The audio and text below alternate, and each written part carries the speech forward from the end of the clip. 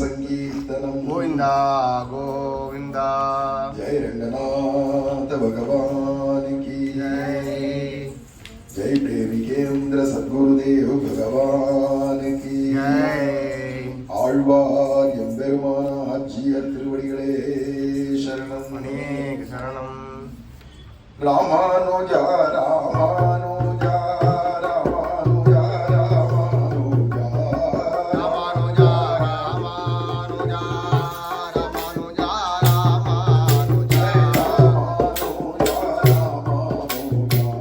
ராமானுஜா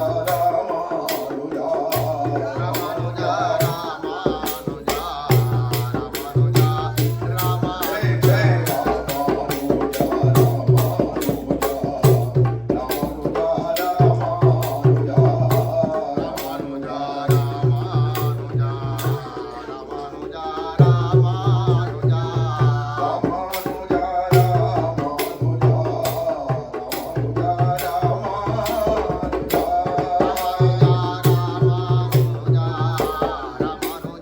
ராமானுஜா சுவாமி ராமானுஜாச்சாரிய பகவான் கி ஆழ்வார் எம்பெருமானார் ஜீயர் திருவடிகளே சரணம். அநேக சரணம். ஜெய் பிரேமிகேந்திர சத்குருதேவ் பகவான் கி ஜெய்.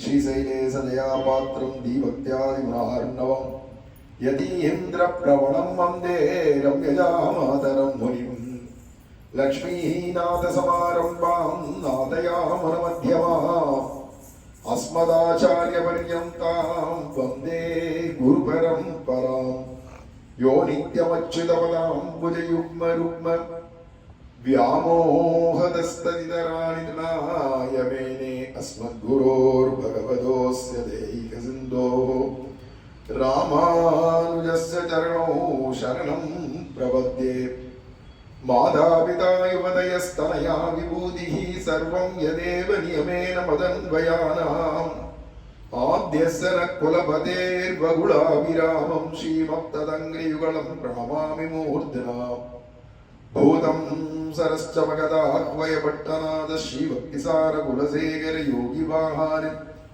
भक्ताङ्घ्रिरेणुपरकाल यतीन्द्रमिश्रान् श्रीमत्पराङ्कुशमुनिं प्रणतोऽस्मि नित्यम् रमापति पदाम्बोज परिस्फुरितमानसं सेनापतिमहं वन्दे विश्वक्सेनं निरन्तरम् सप्तप्राकारमध्ये सरस्जम्बुलोद्भासमाने विमाने कावेरी मध्यदेशे मृदुतरपणिराट् भोगपर्यङ्कभागे निद्रामुद्राभिरामं कडिनिकटशिरः पार्श्वविन्यस्तहस्तं पद्मादात्रीकराभ्यां परिचितचरणम् रंगराजं भजेहं लक्ष्मीं क्षीरसमुद्रराजतनयां श्रीरङ्गदामेश्वरीं दासीभूत समस्तदेव वनितां लोकैकदीपाङ्गुरां श्रीमन्मन्दकटाक्षलब्ध विभव ब्रह्मेन्द्र गंगाधरां त्वां त्रैलोक्यकुटुम्बिनीं सरसिजां वन्दे मुकुन्दप्रियां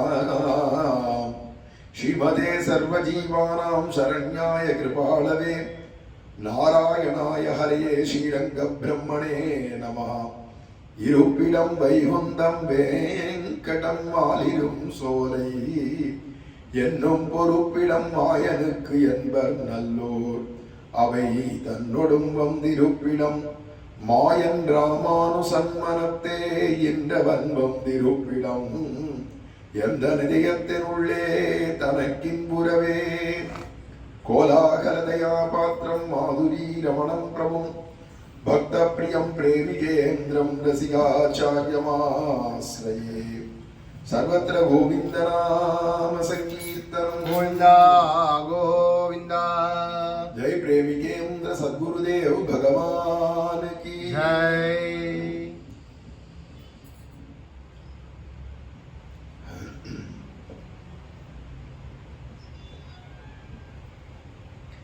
பகவான் அஞ்சு நிலைகள்ல பகவானை நம்ம எல்லாரும் வழிபடுறோம். வைகுண்டம் அப்படிங்கிறது மகா வைகுண்டம், அதுக்கு பரமபதம் மோட்சம்னு பேர். வீடுன்னு தமிழ்ல சொல்றோம். அறம் பொருள் இன்பம் வீடு. அந்த பரமபதம் அப்படிங்கிறது பரமான லோகம். அதுக்கு கீழே தான் எல்லாமே, கைலாசமோ பிரம்மலோகமோ எல்லாம் கீழே இருக்கு, எல்லாத்துக்கும் மேல.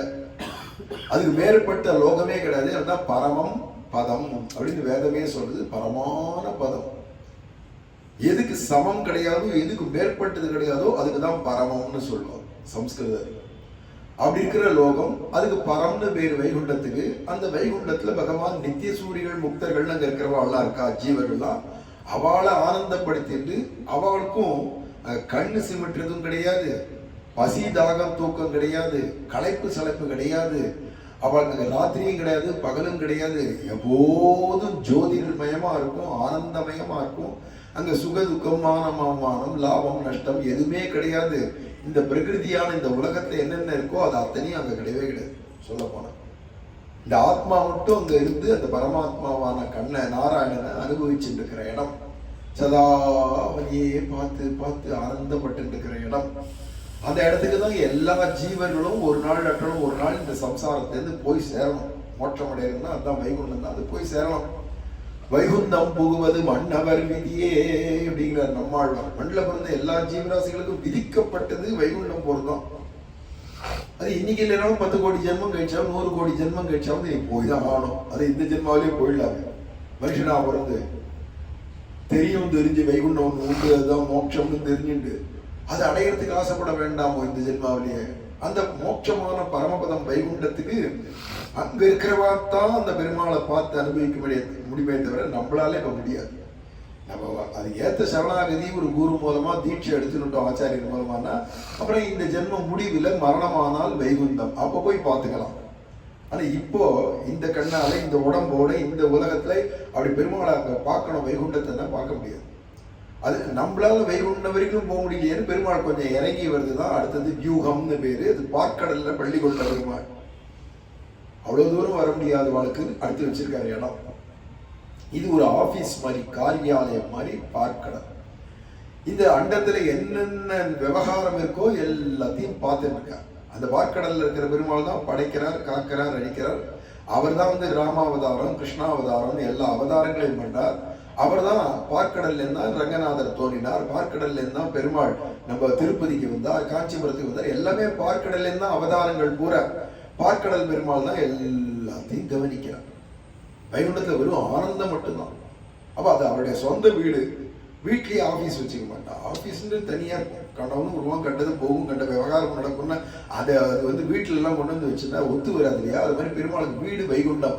அப்போ காரியாலயமான ஆபீஸ் எதிரானா அவருக்கு சேஷசயனத்துல பள்ளி கொண்ட பெருமாளா பார்க்கடல் இருக்கா.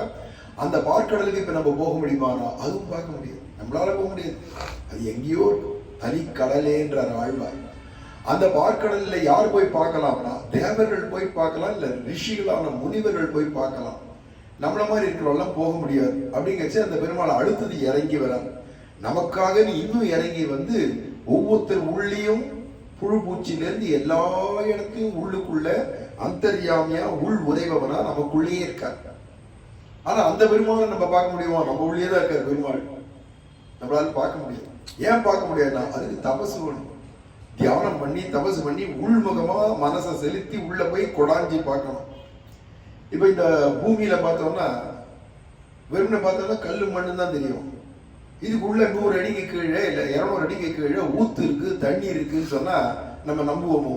ஒண்ணு பார்த்தா என்ன தெரியும்? ஒண்ணும் இல்லை. சில பேர் தேங்காயை வச்சுட்டோ இல்ல நூல்ல கல்லை வச்சுட்டோ, சில பேர் வந்து மிஷின் வச்சிருக்கா, அதுக்கெல்லாம் இப்போ கண்டுபிடிக்கிறாங்க எந்த இடத்துல இருக்குன்னு டிடெக்டார்னு வச்சிருக்கா. பூமியில இத்தனாவது அடி ஆழத்துல இங்க ஊத்து இருக்கு, தண்ணி இருக்கு, போர்வெல் போட்டா கொடாஞ்சி எடுத்தா வந்துடும் அப்படிங்கிறவங்க இல்ல சும்மா டூப் அதெல்லாம் போய் அதான் தண்ணி இல்லாத வருது. வெறும் கல்லு மண்ணுமா இருக்கு, இங்க எங்கேயா உள்ள இருக்கும் அப்படின்னு கேட்கக்கூடாது. போட்டு பார்க்கணும். போர்வெல் கொடாஞ்சி போட்டா அது 500 அடியோ 200 அடியோ எங்கேயோ ஒரு இடத்துல பார்த்தா குபீர்னு வெள்ள கிளம்பி உள்ள இருக்கிற ஆள் பூமியில இருக்கிற தண்ணீர் வெள்ள நமக்கு தெரியும் படிக்கும். நம்ம உபயோகப்படுத்துற மாதிரி வெளியில வருது இல்லையா ஊற்றில இருந்து, அத மாதிரி உள்ளுக்குள்ளேயே இந்த பெருமாள் இருக்கார், நமக்குள்ளேயே இருக்கார். நம்ம கொடாஞ்சி தபசு தியானம் பண்ணி உள்ள பார்க்கணும். நமக்கு சக்தி இல்லைன்னா பார்க்க முடியாது. நமக்கு திருப்பி பார்த்தோம்னா அங்க கல்லு மண்ணு தெரியற மாதிரி இங்க தோலும் ரோமமும் மாமிச பிண்டமும் இந்த உடம்பு தான் தெரியும். உள்ள இருக்கிற பெருமாள் எப்படி தெரிவார்? கொடாஞ்சி பார்க்கலாம். அது நமக்குள்ளேயே இருந்தாலும் யோகீஸ்வரர்களா இருக்கிறவா பார்க்கலாம். ஆண்டாள் சொல்றா உள்ளத்துக்கு கொண்டு முனிவர்களும் யோகிகளும் முனிவர்கள் யோகீஸ்வரர்கள் தான் பார்க்கணும். அதே பெருமாளை ராமனாகவோ கிருஷ்ணனாகவோ நம்ம கண்ணால பார்க்கும்படிக்கு, இந்த ஊனக்கண்ணாலையும் பார்க்கும்படிக்கு மனுஷனா வந்து நடமாடுறாங்க. ஆனா அந்த காலத்துல நம்ம இருக்கணுமே, அந்த காலத்துல நம்ம இருந்ததுன ராமாவதார காலத்துல இருக்கிறவா ராமரை பார்க்கலாம், கிருஷ்ணாவதார காலத்துல இருக்கிறவா கிருஷ்ணனை பார்க்கலாம். நம்மளாம் பின்னாடி வந்து பிறந்துட்டோமே கலியுகத்துல. மேலும் சமகாலத்துல இருந்தா கூட, ராமாவதார கிருஷ்ணாவதார காலத்துல இருந்தா கூட இவர் பகவான்னு புரிஞ்சுக்கிற ஞானம் இருந்தா தான் பகவான் புரியும். இல்லைன்னா நம்மள மாதிரிதான் ஒரு மனுஷன் நினைச்சிட்டு போயிடுவாங்க.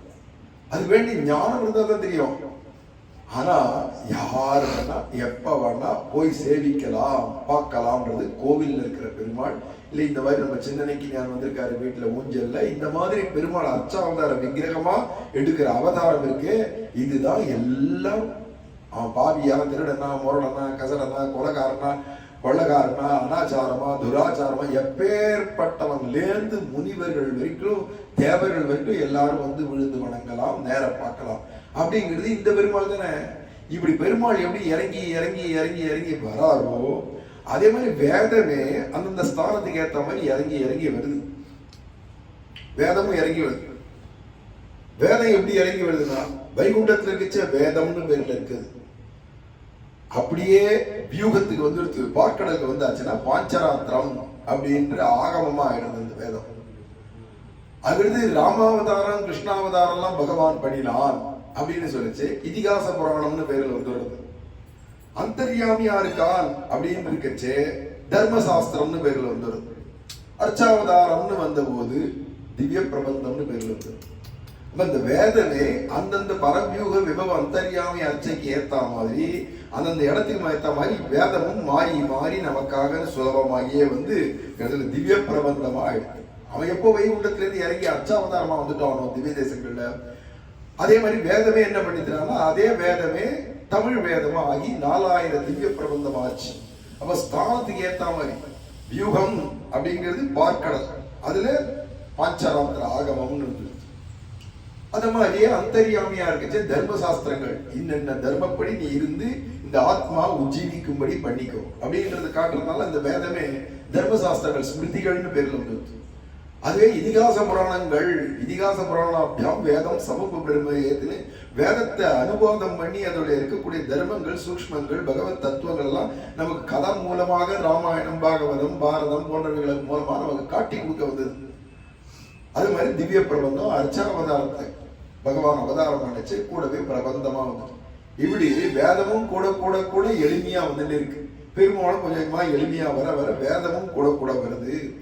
அதனால ராமரா இங்க அவதாரம் பண்ணாருன்னு சொல்லிச்சவே நாராயணன் இங்க ராமரா வந்துட்டாருன்னு அதே வேதமே இங்க ராமாயணமா வந்துருத்துன்னு சொல்றதுலயே விபவ அவதாரத்துக்கு இதிகாச புராணங்களா வந்துருத்து வேதம் அப்படின்னு இருக்கிறதுனால அப்பேற்பட்டதான பகவான் அர்ச்சாவதாரத்தை இறங்கி வந்து அதுவும் சூரிய வம்சத்து ராஜாக்களால நேற்று இந்த இடத்துல கேட்டோம். சூரிய வம்சத்து ராஜாக்களால் எல்லாம் இந்த பெருமாள் பூஜை பண்ணப்பட்டு அப்புறமா சோழராஜனும் சூரிய வம்சத்தினுடைய வழித்தோன்றல் தான். இன்னும் கேட்ட இன்னைக்கு இருக்கா லவகுஷா இருக்கார் இல்லையா, ராமருடைய குழந்தைகள் லவகுஷா, அந்த பரம்பரையில வந்தவன் இன்னைக்கு வட இந்தியாவில் இருக்கா கஷத்திரியாளா, இன்னைக்கும் அவ இருக்கா. ராமருடைய பரம்பரைவா இருக்கா இன்னைக்கு வட இந்தியாவில், நானே பார்த்திருக்கேன் வீடியோல. அப்பேற்பட்டவா இன்னைக்கு இருக்கா, அந்தந்த பரம்பரை இருக்கா. அப்போ அவள்லாம் இருந்த போதிலும் அவளையே இப்ப 10 உள்ள இருக்கான் ஒரு அப்பனுக்கு ராஜாவுக்கு 10 உள்ள இருந்தானா உனக்கு இந்த ராஜ்யம் உனக்கு இந்த ராஜ்யம்னு சொத்தை பிரிச்சு கொடுத்துச்சே. அப்ப தமிழ்நாட்டுல சேர நாட்டை நீ எடுத்துக்கோ, சோழ நாட்டை நீ எடுத்துக்கோ, பாண்டிய நாட்டை நீ எடுத்துக்கோ, இந்த ஆந்திர பிரதேசத்தை நீ எடுத்துக்கோ, கர்நாடகத்தை நீ எடுத்துக்கோன்னு பிள்ளைகளுக்கு பிரிச்சு கொடுத்துருவோம். அத மாதிரி வந்ததான் இந்த சோழ மன்னர்கள்லாம் கூட அவளை சொல்லிக்கிறார், நாங்கள்லாம் சூரிய வம்சத்து ராஜாக்கள். அதனால்தான் அதுல வந்த சூரிய வம்சத்து ராஜால இந்த சோழராஜன்ல ஒருத்தன் தர்மவர்மா அந்த பெருமாளுக்காக காவேரி தீரத்துல வாழ்ந்து தபசு பண்ணி பெருமாள் விபீஷ்ணன் மூலமா ஏறி இங்க வந்தாரெல்லாம் முன்னாடி கதை கேட்டோம். அதே பெருமாளே ரங்கநாதனையே அந்த ரங்கநாயகி தாயார் தோன்றி திருக்கல்யாணம் பண்ணதையும் கேட்டோம். அதே மாதிரி உறையூர் நாச்சியார் பக்கத்திலே உறையூர் இருக்கு, அதான் சோழராஜாக்களுக்கெல்லாம் தலைநகரம். அந்த உறையூர்ல தான் திருப்பாணாழ்வாரும் அவதாரம் பண்ணார். திருச்சியிலே இருக்கு, இப்போ சிட்டியிலே இருக்கு. அந்த உறையூர்ன்றது தான் திவ்ய தேசம். அங்கதான் சோழராஜன் தர்மவர்மாவுடைய அரசாட்சி பண்ற அரண்மனை இருந்தது. அவருக்கு தலைநகரம் அது சோழர்களுக்கெல்லாம். அந்த உறையூர்ல நாச்சியார் தோன்றினா நேற்று அவளுடைய கதையெல்லாம் கேட்டு அவளுடைய கல்யாணம் எல்லாத்தையும் அனுபவிச்சு இல்லையா, பிரணய கலகம்லாம் அனுபவிச்சோம். அதெல்லாம் என்னடான்னா ஒரே ஒரு நாச்சியார் ஸ்ரீவாச லட்சுமின்னு பேர். இது வரைக்கும் இந்த புராணங்கள்ல ஸ்ரீரங்கத்தை சொல்லிட்டே வச்சவே சூரிய வம்சத்து ராஜாக்கள் மட்டும்தான் ரங்கநாதரை வழிபட்டான் இல்லாத அந்த சந்திர வம்சத்து ராஜாக்களும் வழிபட்டார்கள். சந்திரன் மூலமா தோன்றினவா அப்படின்னு இருக்கு. புரூரவ சக்கரவர்த்தியோ அவ பரம்பரையில வந்தவாள்லாம் இருக்கு. அந்த வழியில வரவாதான் பாண்டவாள்லாம் கூட அந்த வழியில தான் வரா எல்லாருமே. அப்ப அந்த சந்திர வம்சத்து ராஜாக்கள்ல யார் யாரெல்லாம் இந்த ரங்கநாதனை ஆராதனை பண்ணா ஸ்ரீரங்கத்தை, ஏன்னா இவா காலத்துக்கு எல்லாம் முன்னாடியே ஸ்ரீரங்கம் வந்துட்டாரு பெருமாள் தமிழ்நாட்டுல. ராமாவதாரத்துல ராமரே கொடுத்துட்டாருன்னா இதெல்லாம் கடைசியில துவாபர யுகத்துல கிருஷ்ணாவதாரம். அப்பதானே பாண்டவாள்லாம் இருந்தா இல்ல சந்திர வம்சத்து ராஜாக்கள்லாம் இருந்ததுனால அப்போ அவளும் வந்து ஸ்ரீரங்கத்துல வந்து எப்படி எல்லாம் அனுபவிச்சாங்கறதா இன்னைக்கு கடைசியா சொல்லி முடிக்க போறோம். அதுல இந்த பரம்பரையிலேயே வந்தவன் பரதன் அப்படிங்கிற ஒரு பெரிய ராஜா சக்கரவர்த்தி. அந்த பரதன் இந்த தேசத்தை ஆண்டதுனால்தான் இந்த தேசத்துக்கு இன்னைக்கும் பாரத தேசம் பாரத தேசம். இந்த பாண்டவாளுடைய பரம்பரையில பீஷ்மாச்சாரியர் அவருக்கெல்லாம் முன்னாடி இந்த பரத சக்கரவர்த்தி இருந்தார். அந்த பரதன் ஆண்டதுனால்தான் இன்னைக்கு இத்தனை 1000 வருஷங்கள் ஆயிடுத்து. இருந்தாலும் இன்னைக்கு பாரத தேசம் சொல்றோம். வெளிநாட்டில் தான் வந்து இந்தியான்னு பேர் வச்சோம். ஆனா இதுக்கு இன்னைக்கும் பாரத தேசம் தான் பேர். அப்பேற்பட்டதான பரதன் அப்படின்னா எப்படி அரசாட்சி பண்ணியிருந்தா அவன் பேரால இந்த நாடு வழங்குறது இன்னைக்கு பேர். அப்பேற்பட்ட பரதன் அவனுடைய பிள்ளையா வந்தவன் நம்ம இந்த சந்தனுன்றவனை அடுத்தது பிள்ளைய ராஜாவாக ஆக்கிட்டு அவன் பரலோகம் போயிட்டான். சந்தனு அப்படிங்கிறவர் யாருடைய அவதாரம்? கிருஷ்ணாவதார சமீபம். எல்லாம் ஒரே ரிஷிகளும் தேவர்களும் வந்து பூமியில அவதாரம் பண்றா. ஏன்னா பகவான் வைகுண்டத்திலிருந்து வரப்போறான் மனுஷனா. இவெல்லாம் கூட பகவானுக்கு தொண்டு செய்யணும்ன்ற ஆசையில அங்கங்க பிறந்திருக்கா. அப்படி வரைச்சவே அதுல இந்த சந்தனுன்றது யாருன்னா வருண பகவான். வருணன் சொல்றோம் இல்லையா, மழைக்கெல்லாம் அதிபதி கடலுக்கெல்லாம் அதிபதினு சொல்றோம் இல்லையா, அந்த வருணனுடைய அம்சம் அவதாரம். வருணன்ற தேவனே இங்க வந்திருக்கான் சந்தனு. அப்ப அந்த வருணனுக்கு யார் யாரெல்லாம் மனைவிகள் அப்படின்னு கேட்டா கங்கை, யமுனை, சரஸ்வதி, கோதாவரி, நர்மதா, சிந்து, காவேரி, தாமிரபரணி, வைகை, இந்த மாதிரி நதிகள் இருக்கே. ஏன்னா அவர் கடலுக்கு ராஜா சொன்னா அவருடைய மனைவி யாருன்னா இந்த நதிகள் தான், ஆறுகள். அப்படிங்கிறதுனால கங்கையிலிருந்து எல்லாருமே அந்த வருணனுடைய மனைவிகள் தான். அதுல கங்கை நேரடியா வந்து இந்த சந்தனுவை கல்யாணம் பண்ணிக்கிறார். அதுதான் ஒரு ஆச்சரியம். சாட்சாத் கங்கா தேவிய கல்யாணம் பண்ணிக்கிறாருன்னா அப்ப இவர் யாருன்னு புரிஞ்சுக்கணும் அதுல இருந்து. அப்போ நிஜமாவே இந்த கங்கைக்கு யமுனைக்கெல்லாம் எவன் கணவனோ அவன் தான் இங்க சந்தனு பேர்ல மனுஷ ரூபத்துல அவதாரம் பண்ணியிருக்கான். பூமியில பிறந்திருக்கான். இந்த சந்திரவம்சம் ராஜாவா ஆயிட்டான்.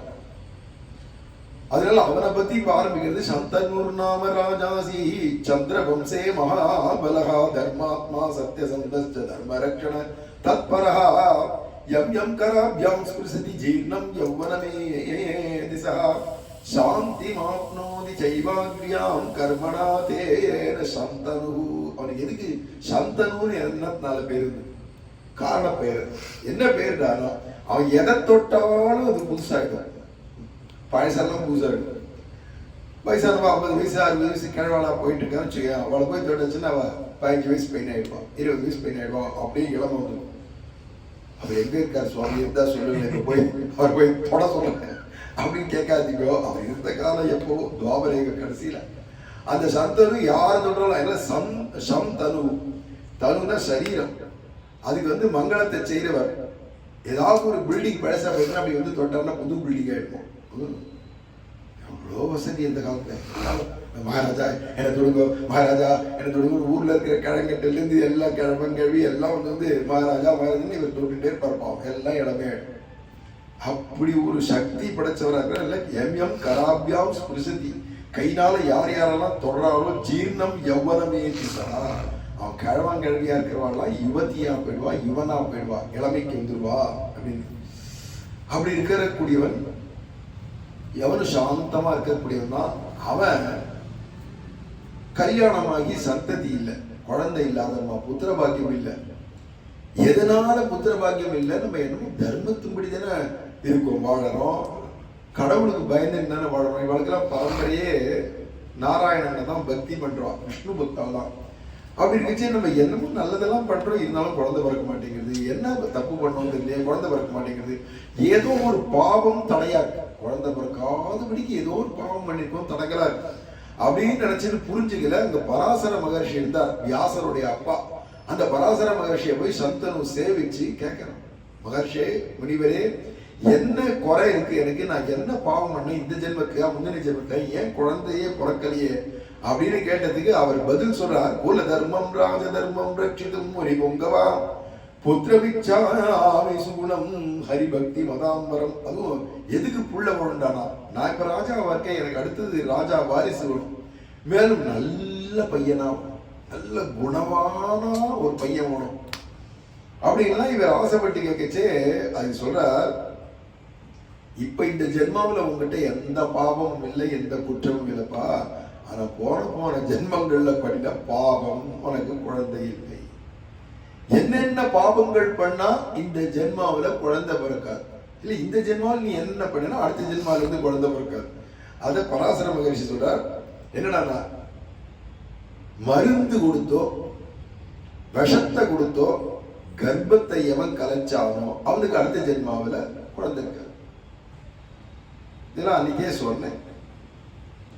அப்ப புறத்தியா இருக்கு யாராவது இப்ப எல்லாம் என்ன பண்றா, கர்ப்பத்தை கலைக்கணுமானா அபார்ஷனம் பண்ணிக்கோ அப்படிங்கிறா, உடனே போனாவை ஏதோ கொடுக்குறா, போட்டு ஆபரேஷன் மாதிரிலாம் பண்றா, அந்த குழந்தை அறுத்து அறுத்து அறுத்து அறுத்து சித்திரவதை பண்ணி வெளில எடுக்கிறா. இல்லைன்னா சின்ன வயசுல ஏதோ கள்ளிப்பால் கொடுப்பாளாம், அந்த மாதிரி கொடுத்தாருன்னா குழந்தைய உள்ளே கர்ப்பமே கலைஞ்சு போயிடுமா.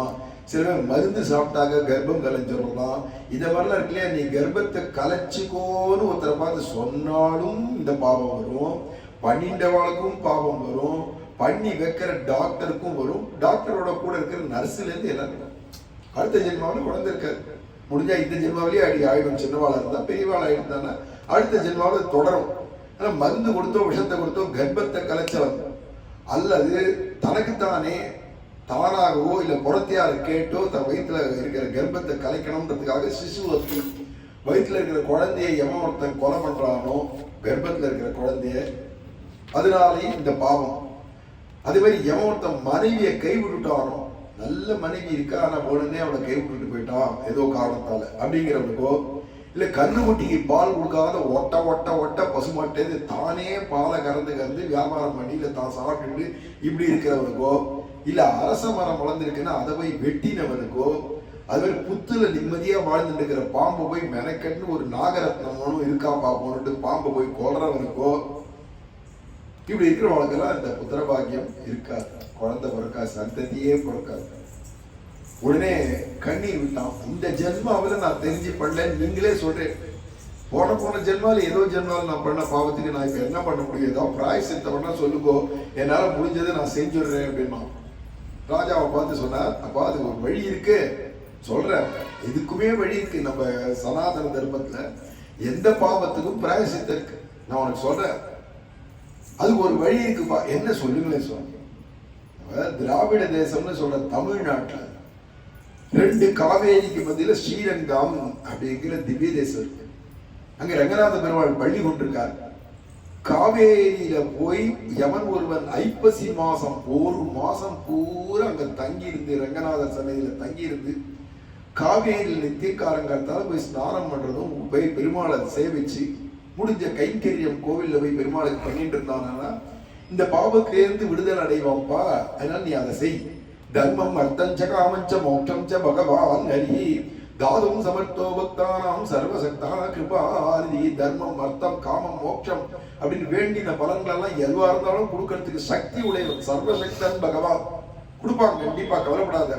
அதுவும் எங்கடா ஸ்ரீரங்காக்கியம் மகாக்ஷேத்திரம் வர்த்ததே சகியஜாதனே சாநித்தியம் குருதே தத்ர நித்யமேவ ஸ்வயம் ஹரி தத்ர கத்வா மாராஜ துளாராசி ஸ்திதே நவோ காவேரியாமாச்சரன்னே ஸ்நானம் நித்யம் கிருஷ்ணம் சமர்ச்சய. நம்ம திராவிட தேசத்துல ஸ்ரீரங்காக்கியம் மகாக்ஷேத்திரம் பெரிய க்ஷேத்திரம் ஸ்ரீரங்கம் இருக்கு, காவேரி தீரத்துல இருக்கு.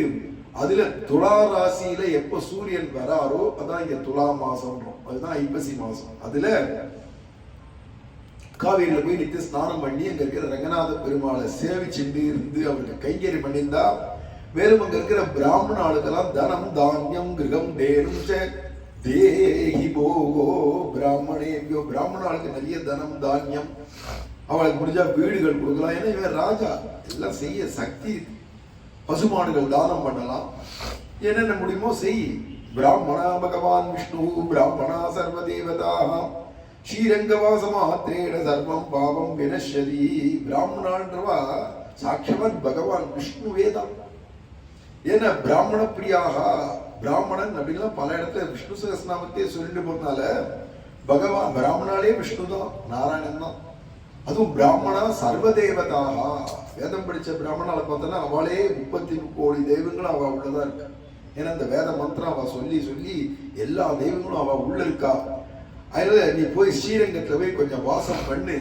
சர்வம் பாபம் வினஷ்யதி, எல்லா பாவங்களும் பூர்வ ஜென்மாத்துல என்னென்ன நீ பண்ணியோ, கர்ப்பத்தை கலைச்சோ, இல்ல கர்ப்பம் கலைக்கும்படியா சொன்னியோ, என்ன மருந்து குடிச்சியோ, இல்ல என்ன மருந்து நீயே குடிச்சுட்டியோ, எதுவா இருந்தாலும் ஸ்ரீரங்கநாத கிருபையா புத்திர பாக்கியம் பவிஷ்யதி, உனக்கு புத்திர பாக்கியம் ரங்கநாதருடைய கருணையினால உண்டாகும்.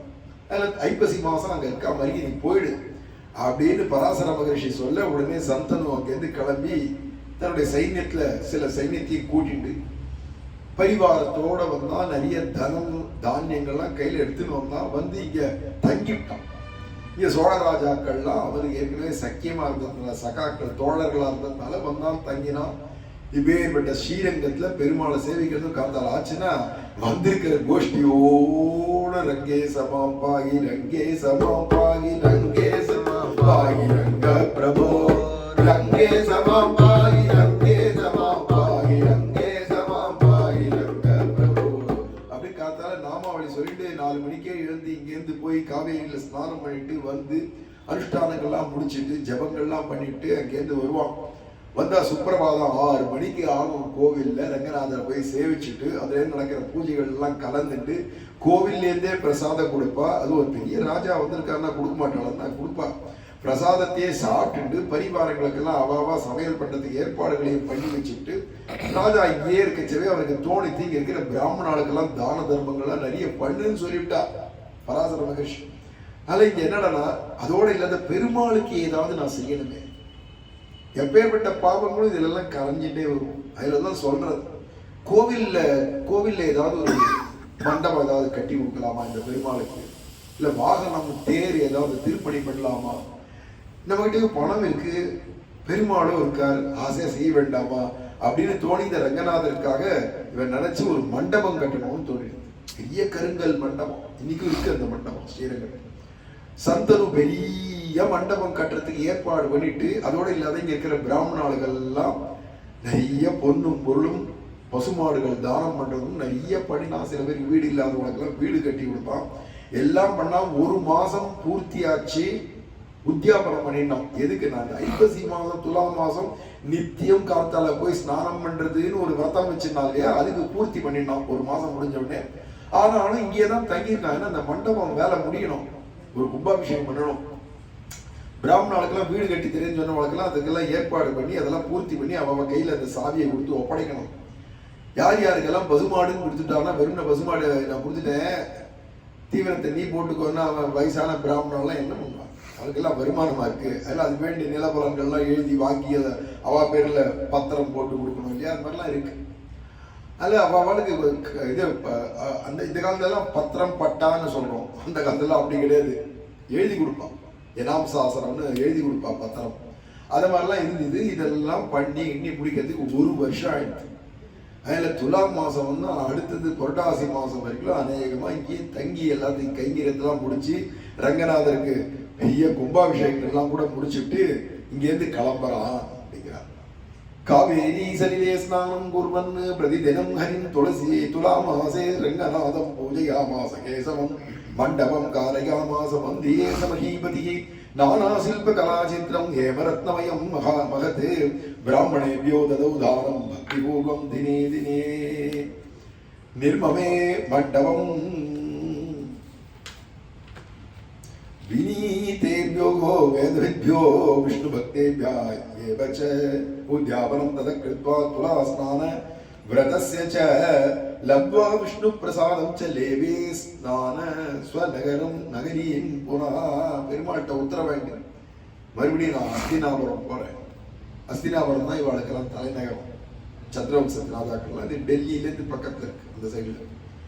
இங்கேருந்து கிளம்புறேன்னு உத்தரவாகிச்ச பெருமாள் பரமபிரசாதம் அனுகிரகம் பண்றேன்னு அர்ச்சக முக்கையன்னு பேசச்சே சொல்றார், சந்தனு நீ என்ன வேண்டியோ அது பெருமாள் நான் நிறைவேற்றி வைக்கிறேன் அப்படின்னு அர்ச்சகர் முக்கையன்னு பெருமாள் பேசுறேன். நான் பண்ணி வைக்கிறேன், கவலைப்படாத போ, நீ என்ன விரும்பினியோ அது உனக்கு கிடைக்கும் அப்படின்னு மட்டும் சொல்லி அனுப்பிச்சிட்டார். இங்கேருந்து போனா அங்க குடியின் கொடுத்தனமா இருக்கான் ராஜா. அங்க போய் இவன் மனைவியோட இவனுக்கு இன்னும் குழந்தை பிறக்கல, அதுதானே இங்க இவ்வளவு தூரம் வந்தான்.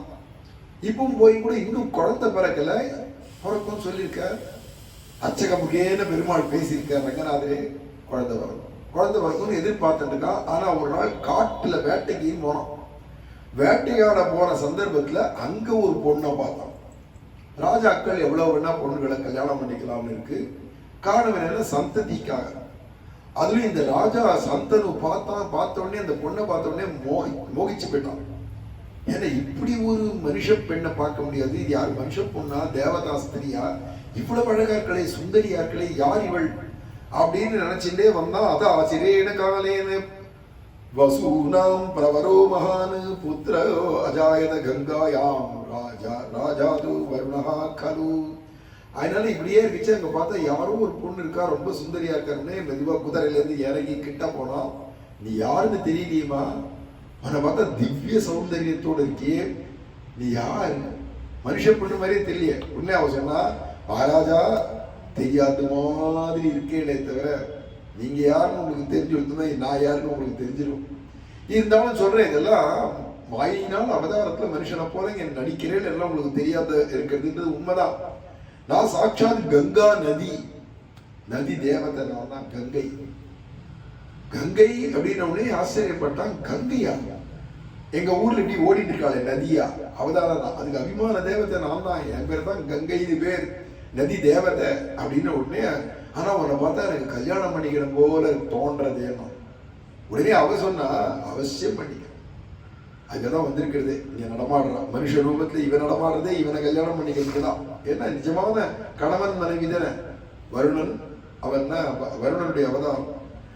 அதுல இவன் மனைவி எல்லாம் நதிகள்னு ஆரம்பத்திலே சொல்லிட்டார். அதனால கங்கா நதி ஆசைப்பட்டா அவளும். ஆனா ஒரே ஒரு நிபந்தனைன்னு விட்டான். இதான் பிரச்சனையே இருக்கு. கண்மூண்டு சரி பண்ணிக்கிறேன் 2 பேரும் சொன்னா, மாலையை மாத்தினா, மோதிரத்தை போட்டான், ஆச்சுவா போலான்னு கிளம்பினா பெறாங்க. ஆனா ஒரு கண்டிஷன் தான். இந்த காலத்து பொண்ணுகள்லாம் கண்டிஷன் போட்டே பிள்ளைகளுக்கெல்லாம் 40 வயசுனாலும் கல்யாணமே ஆக மாட்டேங்குது. கட்டக்கட்டையா பிரம்மச்சரியா இருக்கான் ஆம்பளை பசங்கள்லாம். ஏன்னா பொம்மநாட்டி குட்டிலாம் போடுற கண்டிஷன் என்ன பண்ணுவாவா, அந்த பொண்ணு ஒன்று கண்டிஷன் போடுது. என்ன அப்படின்னா, உடனே ஒரே ஒரு வார்த்தை தான், கல்யாணம் பண்ணிக்கிறேன், ஆனா நான் எதை சொன்னா எதை செஞ்சாலும் ஏன் செய்யறேன்னு கேட்கக்கூடாது. வராத இப்படி ஒரு பொண்ணு போட்டுதுன்னா எந்த பிள்ளை வாழ முடியும், அந்த பையனை அந்த பொண்ணை கல்யாணம் பண்ணி. நான் எதை செஞ்சாலும் ஏன் செய்யறேன்னு கேட்கக்கூடாது, என்ன சுதந்திரமா விட்டுணும். இவ என்ன அப்படி சொல்லிட்டு செஞ்சிட போறா, கேட்கிற அளவுக்கு என்ன செஞ்சிருப்பா. பார்த்தா நல்ல குலஸ்திரியா இருக்காது, ஒரு தேவதாஸ்திரிங்க சொல்றா. இவ என்னது கெட்டதை செஞ்சிட போறா. சரி நீ எதை செய்யறியோ இல்லை எதை சொல்றியோ நான் அதை ஏன்னு கேட்க மாட்டேன், கவலைப்படாது அப்படின்ன உடனே 2 பேரும் மாலையை மாத்திட்டா காட்டிலேயே. இதுதான் காதல் கல்யாணம்னு பேர். இப்பெல்லாம் காதல் கல்யாணம்ன்றா இல்லையா, தாலி கிதி கட்டுறதுலாம் கிடையாது. மாலையை மாத்தின்னு மோதிரத்தை போட்டான்னு முடிஞ்சு போச்சு. ராஜா தான் கழுத்துல இருந்த மாலையை தூக்கி கங்கைக்கு போட்டான். அவன் கையில இருந்த மோதிரத்தை எடுத்து அவளுடைய கை விரல்ல போட்டான். அங்கேயே காட்டிலேயே அலைஞ்சிட்டு இருந்தா கணவனும் மனைவியுமா கொஞ்ச நாள். அதுக்கப்புறமா தோணித்து, எத்தனை நாளைக்கு இந்த காட்டிலேயே அலையக்கூடிய சொந்த அரண்மனை இருக்கு, அங்கேயும் ஒரு மனைவி இருக்கா. இருந்த போதிலும் உன்னையும் அழைச்சிட்டு போறேன், நீ வா நம்ம அரண்மனைக்கு போலாம் அப்படின்னு சொல்லி இவன் வேட்டையாட போச்ச ஒத்தையா போனான். இப்ப வச்சு அப்பதான் ஜோடியா வரான். இந்த மூத்த மனைவி இதை கேள்விப்பட்ட உடனே அவளுக்கு கோபம் வரல. அதெல்லாம் சகஜம், ராஜாக்கள்னா அவ எத்தனை கல்யாணம் பண்ணிக்கலான்னு. உடனே அவளே ஆலத்தி எடுத்தாளாம் வாசல். ஏன்னா எங்க வீட்டுக்காருக்கு கல்யாணம் ஆகி வர்றார் அப்படின்னு அவளே ஆலத்தி எடுக்கிறாள். எடுத்து அந்த பொண்ணியை உள்ள அழைச்சி 2 பேரும், அவளுக்கு தனி அந்த புறம், அதுல அவ இருக்கா, அவளோடையும் குடுத்தனம் பண்ணிட்டு இருக்கான். கொஞ்ச நாள் கழிச்சு பார்த்தா ஒரு குழந்தை வருது, ஆண் குழந்தை. அப்பாட எவ்வளவு சந்தோஷம். பிரசவம் பார்க்க வந்த பாட்டியம்மெல்லாம் ஓடி வந்து, சந்தன மகாராஜா உங்களுக்கு ஆண் குழந்தை பிறந்திருக்கு, உடனே சந்தோஷப்பட்டா. கழுத்துல இருக்கிறதெல்லாம் எடுத்து அவன் கையில தானம் பண்ணா. கொஞ்ச நாள்லாம் கழிச்சு பார்த்தா குழந்தை பிரசவமாச்சு. கங்கை என்ன பண்ணானா அந்த குழந்தைய எடுத்து நடந்து போயிட்டே இருக்கான். எங்க போறானே புரியல. கழுத்துல பார்த்தா கங்கைக்கே போறான். கங்கைக்கு போய் அந்த குழந்தை அப்படியே உயிரோடு இருக்கிற குழந்தை அப்படியே தண்ணியில போட்டான். போச்சு, குழந்தை செத்து போச்சு. அப்படியே இவனுக்கு மனசு துடி துடிக்கிறது. வாரிசு வேணும்னு எவ்வளவு கதறினே கடைசியில் நடந்து சகஜப்பட்ட. அவனுக்கு தோன்றது கேட்கலாமான ராஜாவே. அதனால இப்ப கேட்க முடியாது. ஏன்டா நான் எதை செஞ்சாலும் நீங்க கேட்க கூடாதுன்னு முதல்லயே இந்த கண்டிஷன் போட்டு தானே கல்யாணமே இருக்கு. ஒன்னும் சொல்ல முடியல. சரி ஏதோ பண்ணிட்டா அடுத்தது பார்ப்போம். அடுத்து கொஞ்ச நாள்லாம் பார்த்து திரும்பி கர்ப்பவதியானா ஒரு குழந்தை வந்தது. அதுவும் ஆண் குழந்தை. அதையும் பிரசவமாகி சில நிமிஷங்கள்ல பார்த்தா கையில தூக்கிட்டா நேரம் போனா கங்கையில போட்டு வந்துட்டான். இத மாதிரி 7 குழந்தைகள் பிறக்க பிறக்க பிறக்க உடனே கொண்டு போய் கங்கையில போட்டுரும். செத்து போயிடும் குழந்தை.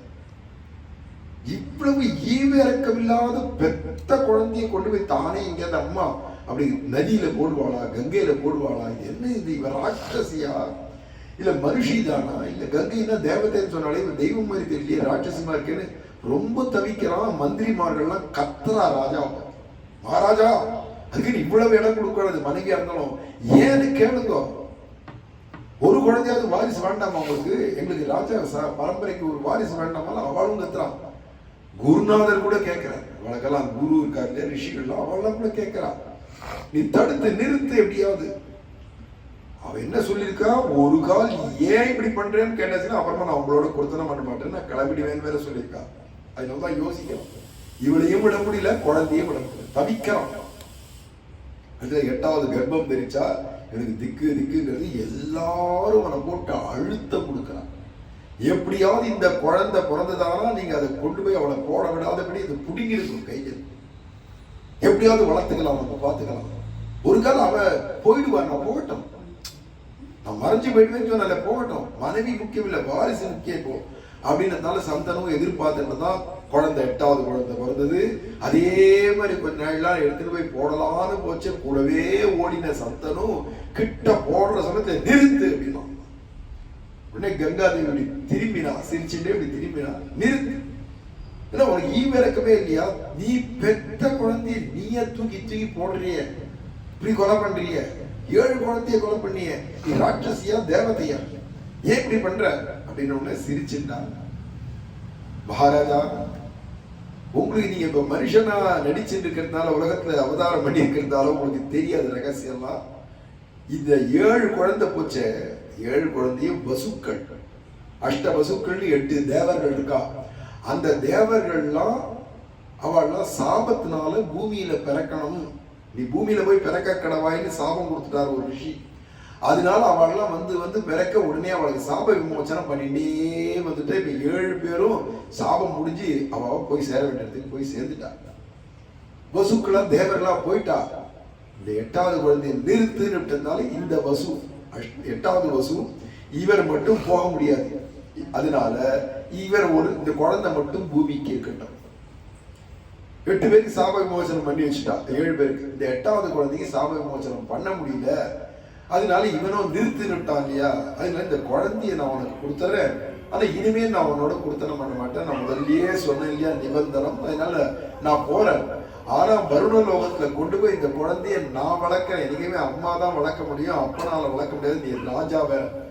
நான் கொண்டு போய் பால் கொடுத்து சீராட்டி பால் ஊட்டி வளர்த்து அந்த பையனை நல்ல ஆளாக்கி ஆளுக்காளான பிள்ளையாக்கி உங்கள்கிட்ட கொண்டு வந்து மறுபடியும் ஒப்படைக்கிறேன் அப்படின்னு சொல்லிட்டு திடீர்னு பார்த்தா கங்கை மறைஞ்சு போயிட்டா. அந்த குழந்தைய தூக்கி, அந்த குழந்தைக்கு தேவபிரதம்னு பேர் வச்சான். அந்த குழந்தைய தூக்கி போயிடுச்சு. அங்க போன உடனே வருண லோகத்துல போனா வருணன் அவன் பெரிய ராஜா. வருணன் தேவலோகத்துல அந்த வருணன் என்ன பண்ணா, அவன் இவனுக்கு எல்லா உபநயனம் பண்ண வேண்டியதெல்லாம் பண்ணி, இவன் ராஜா பையன், ராஜாவுடைய புள்ள, இங்க தேவதா ஸ்திரீயுடைய புள்ள.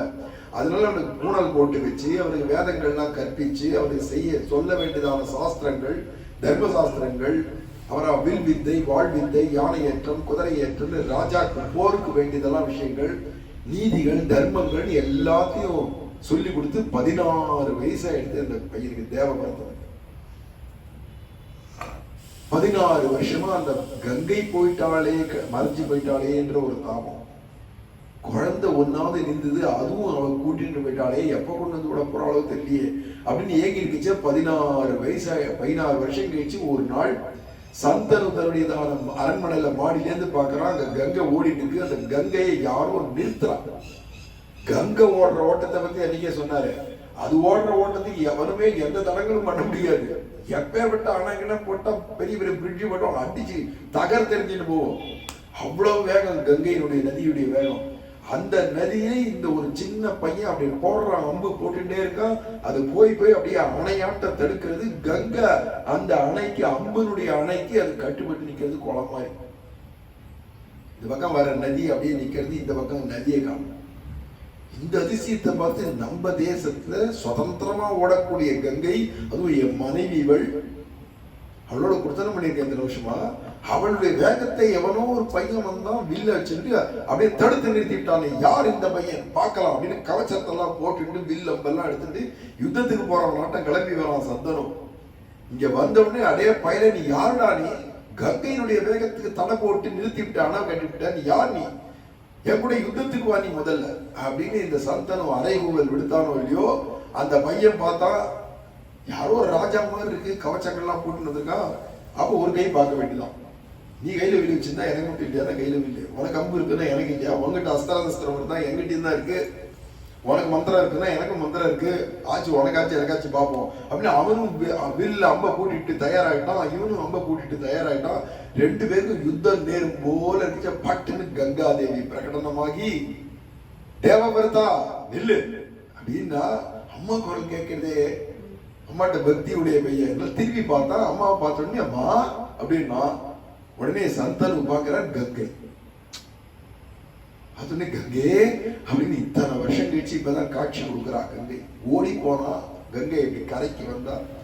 வந்துட்டு இந்த இவனை பார்த்து சொல்றா, நீ அப்பா யாருமான்னு கேட்ட இல்லையா? இவன் தான் உன் அப்பா சந்தன், இந்த தேசத்தினுடைய ராஜா, இவன் தான் உங்க அப்பா அப்படின்னு காமிச்ச உடனே தகப்பனாரா, இவர்கிட்டயே போய் யுத்தம் பண்ண போயிட்டேன்னு, சண்டைக்கு போயிட்டேன்னு அப்படின்னா உடனே அவரை பார்த்து, சந்தன மகாராஜா இவர் தான் நம்ம குழந்தை.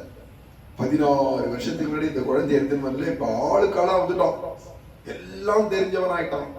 நாளைக்கு நீங்க ராஜ்யத்தை கொடுத்தீங்கன்னா பூரை இப்பவே கட்டி ஆடுற அளவுக்கு சகல தகுதியும் உடையவன் ஆயிட்டான், சகல சாஸ்திரமும் வல்லவன் ஆயிட்டான். இந்த இப்போ உங்க பையனை உங்ககிட்ட ஒப்படைக்கிறேன்னு சொல்லியிருந்தேன் இல்லையா? இப்ப ஆளுக்காளா இப்ப பையன் ஆயிட்டான், இந்தாகும் அப்படின்னு அந்த பையனை கையை பிடிச்சி அப்பங்கிட்ட ஒப்படைக்க, இப்ப அவனுக்கு 2 விஷயம். இந்த பக்கம் கங்கை கிடைச்சிருக்கான், இந்த பக்கம் பையன் கிடைச்சிருக்கான். இப்படி திரும்பி ஓடி போய் கங்கையை கட்டிக்கணும் போல ஆசையா இருக்கு. இந்த பக்கம் பார்த்தா பெத்தா புள்ள இவனை கட்டிக்கணும் போல இருக்கு. உடனே அவன் கங்கை சொன்னா, உங்க பையனை உங்கள்கிட்ட ஒப்படைச்சிட்டேன், எப்படி நான் வருண லோகத்துக்கு கிளம்புறேன். உங்க பையன் அவன் பிதிரு பக்தனா வளர்த்திருக்கேன், அப்பா கிட்ட பக்தி உடையவனா தான் வளர்த்திருக்கேன், உங்கள்கிட்ட ரொம்ப பக்தி ஸ்ரத்தையா இருப்பான். நீங்க மேல அவன் வளர்றச்சே, உங்களோட வளர்றச்சே கூட இருக்கச்சேல நீங்களே பார்த்து புரிஞ்சு போயிடும் அப்படின்னு சொல்லிட்டு கங்கை சரி நான் கிளம்புறேன் என் லோகத்துக்கு அப்படின்னா பட்டுன்னு மறைஞ்சு போயிட்டான். அவளுடைய விரகம் பிரிஞ்சு போயிட்டான்ற தாபம். இந்த பக்கம் பார்த்தா பையனை பார்த்தா கொஞ்சம் சமாதானம் வச்சு சேர்த்து பையனை கட்டிட்டா. வாடாப்பான்னு அழைச்சு நாங்க இந்த அரண்மனைக்கு வந்து இளவரச பட்டம் கட்டி தேவபிரதனோட கூட இருக்கார். புத்ரோஜாயத கங்காயாம் ராஜாது வருணக்கரு தேவபிரதோ பீஷ்ம இதி பிரக்யாதிம் பிராப பூதலேகே பிதிருபக்தா சத்யனிஷ்டோ பிரம்மச்சரியம் பிரதே ஸ்திதா. இந்த பையன் எப்படி இருக்கான்றதை வர்ணிக்கிறாரு. ஆச்சரியமா. இவன் தான் பிற்காலத்துல பீஷ்மர்னு பேர்ல வரப்போறான். மகாபாரத யுத்தத்துல பீஷ்மாச்சாரியன்றா தேவபிரதன் முன்னாடி அவன் பேரு. ரொம்ப உலகத்திலே பிரக்யாதிய கீர்த்திமானா புகழாளனா இருந்திருக்கான் இல்லையா? அந்த பீஷ்மன் தான் தேவபிரதன் பேர்ல இப்ப கங்கைக்கு பிள்ளையா பிறந்திருக்கான். உயர்ந்த பிதிரு பக்தன், அப்பாட்ட அவ்வளவு பக்தி உடையவனா இருக்கான், சத்தியத்திலேயே இருக்கான், சத்திய நிஷ்டையில இருக்கான், பொய் பேச தெரியாது. பிரம்மச்சரிய விரதே ஸ்திதா, மனசு வாக்கு காயத்தினால 3 கரணங்களாலையும் அவன் எப்படி இருக்கான்னா பிரம்மச்சரிய விரதத்துல இருக்கான். எல்லா சாஸ்திரமும் தெரிஞ்சிருக்கிறவன், எல்லா தர்மங்களும் தெரிஞ்சிருக்கிறவன், பரம பராக்கிரமசாலியா இருக்கான், தீர புருஷனா இருக்கான், மகா சூராதி சூரனா இருக்கான், மகா பலசாலியா இருக்கான், மகா அஜ்ஞானி, மகா தியாகி, மகா பாகவதோத்தம, அவன் மகா ஞானியா இருக்கான், தியாகம் பண்றவனா இருக்கான், பாகவதோத்தமனா இருக்கான், மகாயோகி மகாத்மாஜ மகனீயோ மகாமனா. அவரை பத்தி எப்படி சொல்றது பீஷ்மாச்சாரியர்? மகாபாரதத்துல படிச்சவனுக்கோ கேட்டவனுக்கோ தெரியும். அவர் மகா யோகீஸ்வரர், மகாத்மா, மகனீயர். அவர் மனசு மகா மனசுடையவர். ஏதாதிசம் புத்திரமேஷம் ததோ சந்தனமே ஹரி. இப்பேற்பட்ட பிள்ளையான பீஷ்மாச்சாரியரே வாரிசா கொடுத்தது யாருன்னா நம்ம ரங்கநாதன். நம்ம ரங்கநாதன் தான் பீஷ்மாச்சாரியரே பிள்ளையா கொடுத்திருக்கார் சந்தனுக்குன்னா. இன்னைக்கு உலகத்துல பீஷ்மர் பீஷ்மர் இவ்வளவு பேர் பெருமையா பேசுறானா அந்த பிள்ளைய கொடுத்தவரே நம்ம ரங்கநாதன் தான். ஸ்ரீரங்கநாதோ பகவான் கிருபாலு ஸ்ரீதவத்சலா கரோதி சிந்தையாம் சிந்தாம் ஆஜ்ஞாய நவநீதே கரஸ்திதேகே. இப்பேற்பட்ட பெருமாளை வச்சுட்டு ரங்கநாதரை வச்சுட்டு என்ன பண்றதுன்னு தெரியல. உலகத்துல இது கிடைக்குமா அது கிடைக்குமான்னு எங்கெங்கயோ லோன்னு ஓடுறாளே. கையில வெண்ணிய வச்சுட்டு எனக்கு நெய் வேணும் நெய் வேணும் நெய் வேணும் தேடுவாளா? வெண்ணிய வச்சிருக்கிற நெய்க்கு அலைய வேண்டாம் இல்லையா? அதுல சிந்தாம் ஆஜ்ஞாய நவநீதே கரஸ்திதே. வெண்ணைய வச்சுட்டு நெய்க்கு அலையிறதுன்னு அந்த மாதிரி அலையிறா. ரங்கநாதனை விட்டுட்டு ஏன்டா அந்த தெய்வம் இந்த தெய்வம் ஓடுற? ரங்கநாதனுடைய கிருபை இருக்கச்சே நீ எதுக்கு அந்த சாதனம் பண்ணலாமா, இந்த விரதம் இருக்கலாமா, இந்த யோகம் பண்ணலாமா, இந்த யாகம் பண்ணலாமா, இந்த தபசு பண்ணலாமா? இதெல்லாம் உனக்கு என்னத்துக்கு? ஸ்திதே சாட்சாதி ரங்கநாதோ சித்தாம் குர்வந்தி ஸ்ரேயசே. பலன்களை விரும்பி அது இதையும் பண்ணலாம அலையிறாளே தவிர ரங்கநாதனை ஆசிரியக்கணும் தோணலையே அப்படிங்கிறார். அந்த பீஷ்மாச்சாரியர் எப்படி இருந்தார் பிற்காலத்துல மகாபாரதம் பூரா. அந்த பீஷ்மாச்சாரியரை கொடுத்த ரங்கநாதர் சந்திரவம்சத்துல அப்படிங்கிறது இங்க ரங்க மகாத்மியம் சொல்றோம். இதே வம்சத்திலே வந்தவதான் பாண்டவர்கள். அந்த பாண்டவாளுக்கு அதுல அர்ஜுனன் ஒரு சந்தர்ப்பம் ஏதோ காரணத்தினால பாரத தேசம் பூரா தீர்த்த யாத்திரை வர வேண்டியதா இருந்தது.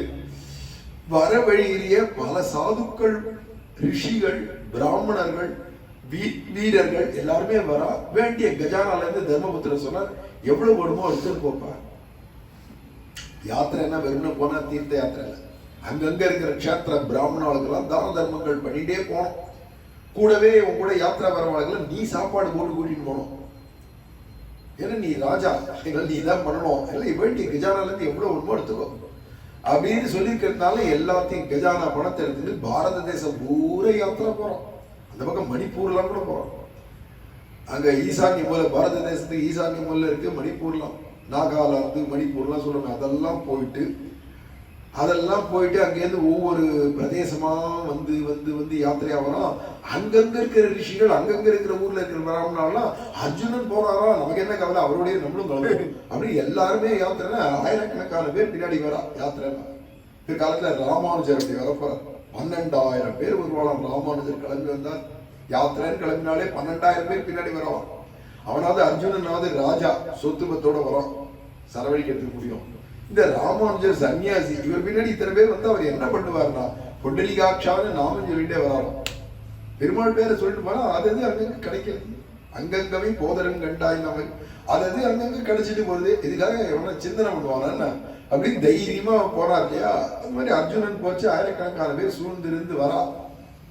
அங்கங்க உபன்யாசங்கள், அங்கங்க வேத பாராயணங்கள், அங்கங்க யாகங்கள், மகோத்சவங்கள். இந்த கஷேத்திரம் அந்த தீர்த்தம் தங்கி தங்கி வேற வரான். எல்லா இடத்துலயும் போய் எந்த கஷேத்திரத்தையும் விடக்கூடாது. அப்படி வந்தவன் நேர நம்ம ஸ்ரீரங்கத்துக்கு வந்து சேர்ந்தான். அந்த சந்தனு அவ தாத்தா கட்டினதான மண்டபம் இங்க இன்னைக்கு சந்தனு மண்டபம்னே பேர்.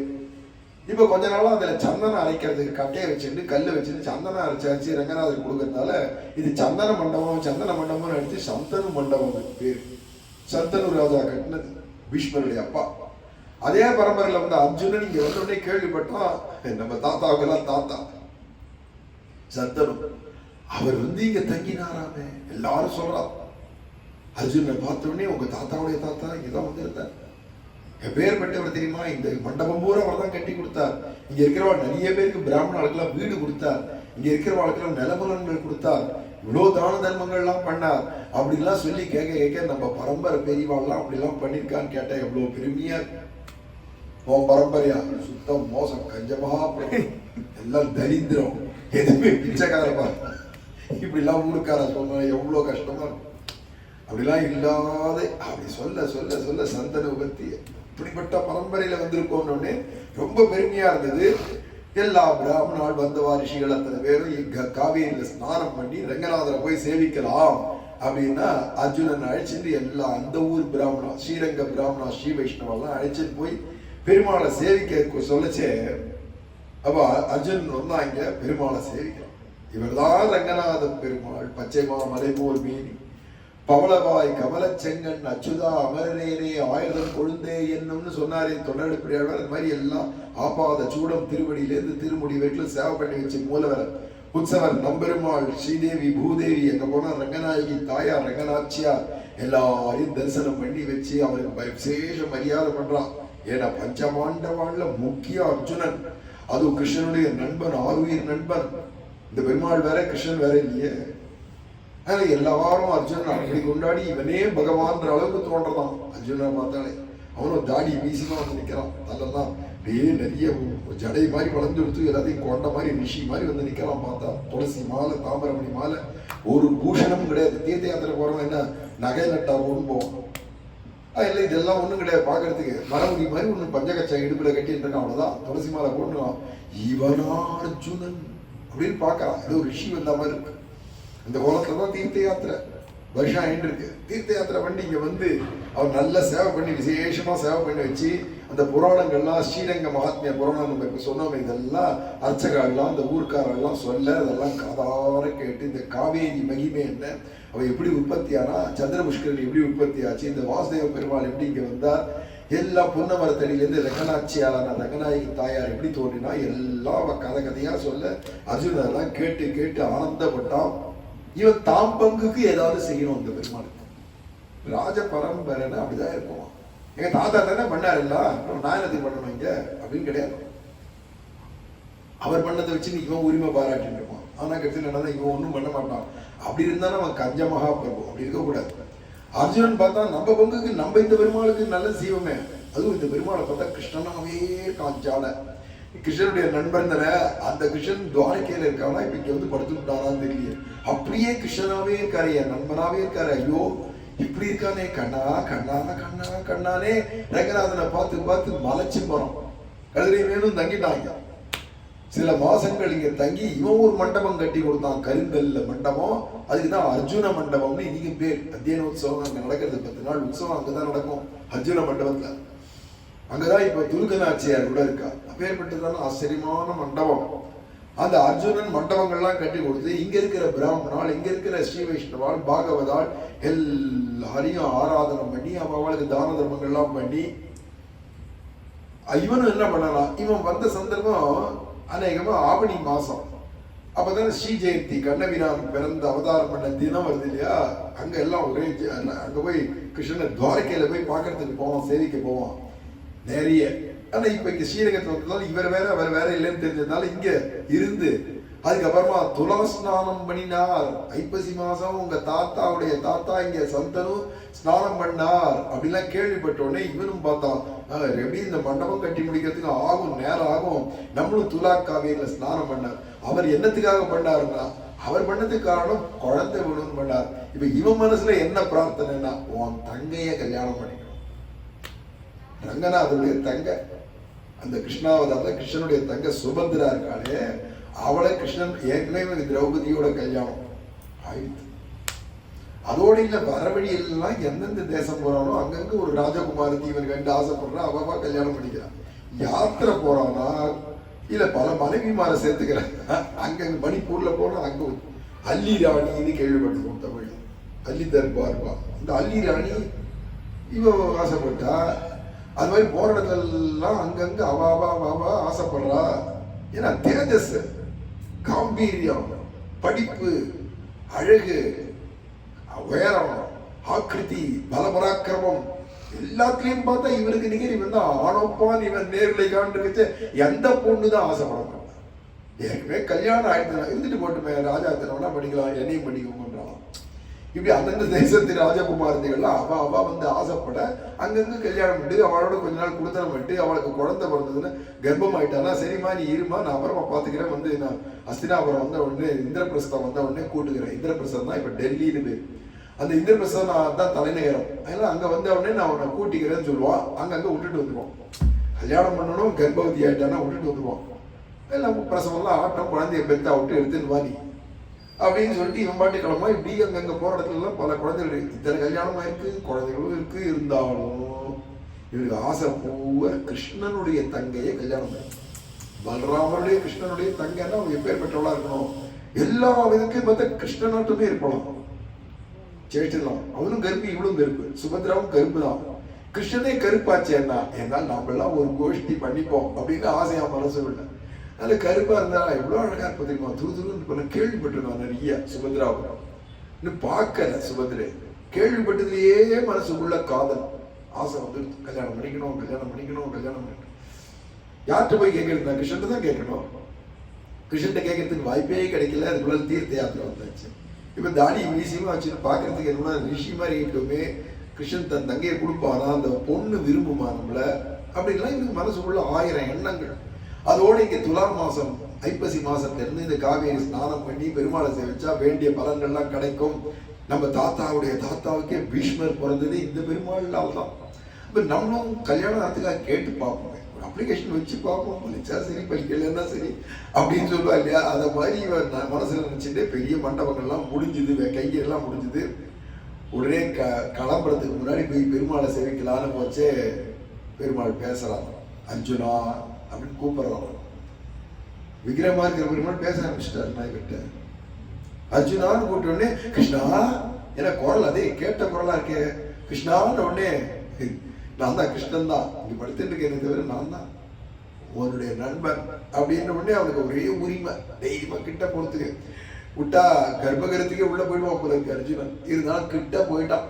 அந்த துவய மண்டபத்துக்குள்ள போய் நின்றுட்டு கிருஷ்ணனை கிருஷ்ணா அப்படின்னா, என்ன அர்ஜுனா தீர்த்த யாத்திரெல்லாம் ஜாம் ஜாம் நடக்கிறது போல இருக்கே. ஆமா உன் கிருபினாலும் நடக்குது. ஆமா என் கிருபினாலே அது உன் சாமர்த்தியத்தாலேயே தெரியல. அங்கங்க ஒரு மனைவி, அங்கங்க குழந்தைகள். அடாடா என்ன தீர்த்த யாத்திரை, இப்படின்னா யாத்திரை போனோம் பெருமாளை கேட்டு பேசுறாரு கிருஷ்ணன். உடனே இவன் பதில் சொன்னா, அதுவும் அவனது என்னுடைய உன் கிருபினால்தான் அதெல்லாம் நடக்கிறது. நான் ஆசைப்பட்டேன், அவ ஆசைப்பட்டு மேல விழறா, ஆனா நான் ஆசைப்பட்டு தான் கிடைக்க மாட்டேங்குது அப்படிங்கிற மனசுக்குள்ள வெளியில சொல்லிக்கல. ஏன்னா கிருஷ்ணன் தானே, அவனுக்கு தெரியாதானே, சொல்லட்டும் அவனு அப்படின்னு நினைச்சுக்கிறான் அர்ஜுனன். ஆனா இந்த பெருமை கண்ணன் எப்போ எதிர்க்க பேச ஆரம்பிச்சுட்டானோ அந்த ரங்கநாதர், உடனே அவன் பெருமாளை ஸ்தோத்திரம் பண்ண ஆரம்பிச்சான். ரங்கநாதர ஆச்சரியமான ஸ்தோத்திரம். அவன் சொல்றான், குஹாம் பிரவிஷ்டா குருஷே புருஷேண சாவகம் கர்மானுரூபம் பலமேவ தேவா அஸ்னந்தம் ஆத்மானம் அஜம் ச திருஷ்வாபி அஸ்வாசி நத்வம் ஹி விவிக்த சாட்சி. ஒரு மரத்துல 2 கிளி இருக்கு. ஒரு கிளி என்னன்னா அங்க இருக்கக்கூடியதான பழங்கள் எல்லாம் கொத்தி கொத்தி சாப்பிட்டு இருக்கு. பக்கத்துல இருக்கிற ஆண் கிளிய இந்த பட்சியை பார்க்கவே மாட்டேங்கிறது. இந்த பெண் கிளி இதையே கொத்தி கொத்தி சாப்பிட்டு, அந்த ஆண் கிளி இங்க எதுவுமே சாப்பிட வரல. நம்ம ஜோடியாச்சு, இது நம்மளை திரும்பி பார்த்ததுன்னா நம்ம 2 பேரும் கை கொத்திட்டு ஆகாசத்துல ஜல்லுன்னு பறக்கலாமே அப்படின்னு அந்த ஆண் கிளி எதிர்பார்த்துட்டேன். இது எதை சொல்றதுனா, இது வேத வாக்கியம். அர்ஜுனன் இது ஸ்தோத்திரமா சொல்லிட்டு போறோம். வேதத்துல வர விஷயம். ஒரு மரம் அப்படிங்கிறதா இந்த உடம்பு. அதுல 2 கிளி இருக்குன்னா ஜீவாத்மா பரமாத்மான்னு 2 கிளி. பரமாத்மா புருஷன், ஜீவாத்மா பெண். இது என்ன பண்றதுன்னா விதவிதமா சாப்பிட்றதும், விதவிதமா கேட்கறதும், விதவிதமா பார்க்கறதும், விதவிதமா முகர்றதும், விதவிதமா தோல்னால உணர்றதும், இப்படின்னு இந்திரிய சுகம் உலக விஷய சுகங்கள்லயே ஈடுபட்டு பகவானை உள்ள திரும்பி பார்க்காத நம்மளுடைய ஜோடியாச்சே அந்த பகவான், அவனை பார்த்துட்டா வைகுண்டமே போயிடலாமே அப்படின்னு ஒண்ணுமே தெரிஞ்சுக்காத அத்தை தின்று அங்கேயே கிடைக்கும்னு நம்மாழ்வார் சொன்னது மாதிரி உலகத்தையே கண்டதே காட்சி கொண்டதே கோலம்னு வாழ்ந்துட்டு பல ஜென்மாக்கள் போயிட்டு இருக்கு. உள்ளேயே ஆனா சாட்சியா பார்த்துருக்கான். அப்படி இருக்கிறவன் நீதானே அப்படின்னு ரங்கநாதரை பார்த்து ஸ்தோத்திரம் பண்ண. உள்ளே இருக்க, ஆனா ஜீவர்கள்லாம் வெளியே பார்த்துட்டு உள்ள பார்க்க மாட்டேங்கிறாளே அப்படிங்கிறான். யதா சகலம் சுபகம் சுவர்ணம் திரட்சத்யம் பக்ஷிவரம் சபக்ஷி விஸ்ருஜ்ய விருட்சம் விவிதம் ததைவ ரவிஷ்யதே தேன சகைவ நித்யம். எப்போ அந்த பகவானா உள்ள இருக்கிற இந்த பறவைய இந்த ஜீவாத்மா உள்முகமா திரும்பி பார்க்கறதோ பார்த்தாச்சுன்னா அவன் அந்த க்ஷணமே இவனுக்கு எல்லா கர்ம வரையும் போயிடும். உடனே அவனுக்கு வைகுண்டமும் கிடைச்சிருமே. ஆனா அதை யாரும் தெரிஞ்சுக்க மாட்டேங்கல, உன் பக்கமா திரும்ப மாட்டேங்கிறான். கண்ணு இருக்குன்றதுனால வெளியே உலகத்தை பார்க்கல, உள்ளுக்குள்ள சாட்சி பூதனா பகவான் இருக்க நீ அதை பார்க்க மாட்டேங்கிறாளே அப்படிங்கிறான். பிரதீட்சமானம் சகசன்னிவிஷ்டம் சகாயமேகம் தது சதிசம் சுபர்ணம் கோ நாஸ்ரயேது ஆசிதவத்சலம் தம் யத் சம்சயாதே சம்ஸ்ருதி பந்தனாசஹா. நீயோ எல்லா ஜீவாத்மாக்களுக்கும் நண்பன், ஆறுயிர் நண்பனா இருந்தா, ஈஸ்வரனா இருந்தாலும் இவ்வளவு ஆறுயிர் நண்பனா நமக்கு உள்ள நன்மை செய்யறதுக்காகனே உள்ள இருக்கா. எவன் தான் ஆசிரியிக்க மாட்டான், அவனை சரணாகதி பண்ண மாட்டான். உள்ள இருக்கிறவங்க தெரிஞ்சுட்டா சரணாகதி பண்ணிடுவான். ஏன்னா சரணாகதி பண்றவனுக்கு தான் மோட்சம், வைகுண்டம் கிடைக்கும். அதுதான் தீட்சை. தீட்சை வைஷ்ணவ தீட்சைன்னு என்ன சரணாகதி பண்றது. அப்படி இருந்து அது தெரிஞ்சுக்க மாட்டேங்கிறாளே ஜனங்கள், அந்த பாதைக்கு வரமாட்டேங்கிறாளே அப்படிங்கிறான். விசர்கபந்தும் நிரவத்யமேகம் ஜானாமி நித்யம் நிரபாயினம் த்வானாம் தமேவ ரங்கே சகுலாம் பிரவிஷ்ணம் ஸ்தம் புரஸ்தாதவி புஷ்கராட்சா. நீயே உள்ளுக்குள்ள இருக்க, இங்க வெளியில பார்த்தா ரங்கநாதனா படுத்துட்டு இருக்க, உள்ள பார்த்தா அந்தர்யாமியா இருக்காய். ஆனா நான் தெரிஞ்சுட்டேன், உன் கிருபையினால தெரிஞ்சுட்டேன், நீ தான் உள்ள இருக்காய்னு தெரிஞ்சுட்டேன். அப்பேற்பட்ட உன்னை நான் ஆசிரிக்கிறேன், நீ அதுதானே எதிர்பார்த்திருக்க, உன்னை நான் சரணாகதி பண்றேன். உடனே கிருஷ்ணனாகி அந்த ரங்கநாத பெருமாள் கேட்கிறார், உனக்கு என்ன வேணும்? இப்ப என்ன சரணாகதி பண்றேங்கிறிய, உனக்கு என்ன வேணும்? உனக்கு என்ன குறை அப்படின்னா, உடனே கேப்பேன், குறை ஒண்ணு இருக்கு கேப்பேன், குடுப்பீரா கிருஷ்ணா குடுப்பியா? நீ கேட்டு நான் இல்லேன்னு ஒண்ணு சொல்லுவேன். யாரும் உண்மை நடிச்சு கேட்க உடனே அப்படியானா உன் தங்கைய எனக்கு கல்யாணம் பண்ணி கொடு. நேரடியா கேட்டு விட்டான் கிருஷ்ணனை பார்த்து, ரங்கநாதரை பார்த்து. தவஸ்வசவனம் சுபகாம் சுபத்ராம் இச்சாம்யகம் ஷாமள சுந்தராங்கா தாமேவ மே தேஹி தயாநிதே த்வம் தாதும்பரம் காமயசே யதி த்வம். உன்னுடைய சொந்த சகோதரி பண்ண மாதிரியே தான் இருப்போம். அழகுன்னா அழகு, கருப்புன்னா கருப்பு. அதில் சொல்றான் ஷாமள சுந்தராங்கான்னு இவனை பார்த்து சொல்லச்சவே, அவ ஷாமளாவா இருப்போம், அவளும் கருப்பா இருப்போ, சுந்தராங்கியா இருப்போம், அழகான ரூபத்தோட இருப்போம். தாமேவ மே தேகி, அவளையே எனக்கு கொடுத்து மனைவியா கொடுத்து. அப்படி ஒரு முழிச்சு பார்க்கிறார் ரங்கநாத பெருமாள். தயாநிதேன்றோம், கருணை கடல்லையா நீ, கருணையினால ஏன் செய்ய மாட்டார். தாதும் கரம் காமயசே எதிர்க்கும், எனக்கு உன் தங்கையை கொடுக்கலாமா இருந்தா கொடு, நான் அதான் விரும்புறேன் உங்ககிட்ட அப்படின்னு. உடனே அந்த கிருஷ்ணனாகிய ரங்கநாத பெருமாள் சிரிச்சுட்டே உட்காந்து சொல்றாரு, அர்ஜுனா நீ கேட்கறியே தவிர என் சங்கல்பமே தான், நானே அதான் நினைக்கிறேன், உனக்கு தான் என் தங்கையை கொடுக்கணும்னு நினைச்சிட்டு இருக்கேன். ஆனா எங்க அண்ணன் ஒருத்தன் இருக்கானே பலராமன் ஒருத்தன், அவன் என்ன நினைக்கிறான், நம்ம தங்கைய துரியோதனனுக்கு கல்யாணம் பண்ணி கொடுக்கணும்னு நினைக்கிறான். சுத்த விரோதி உங்களுக்கு. அந்த விரோதியான துரியோதன பயலுக்கு தான் தங்கையை கொடுக்கணும்னு அவன் நினைக்கிறான், நானும் உனக்கு கொடுக்கணும்னு நினைக்கிறேன். எல்லா விதத்தையும் நீ ரொம்ப சிரேசானவன், உயர்ந்தவன், உனக்கு தான் என் தங்க தகும். ஆனா எங்க அண்ணன் மூத்தவர், அவர் என்ன பண்றாரு தெரியுது, அவர் ஏதோ குணம் பண்ணிட்டு இருக்காரு, தங்கையை தூக்கிட்டு அங்க கல்யாணம் பண்ணி கொடுக்குறேன் அப்படின்னு இருக்காரு. இப்ப என்ன பண்றதுன்னு தெரியல அப்படின்னு இப்படி பெருமாள் சொன்னாரோ இல்லையோ.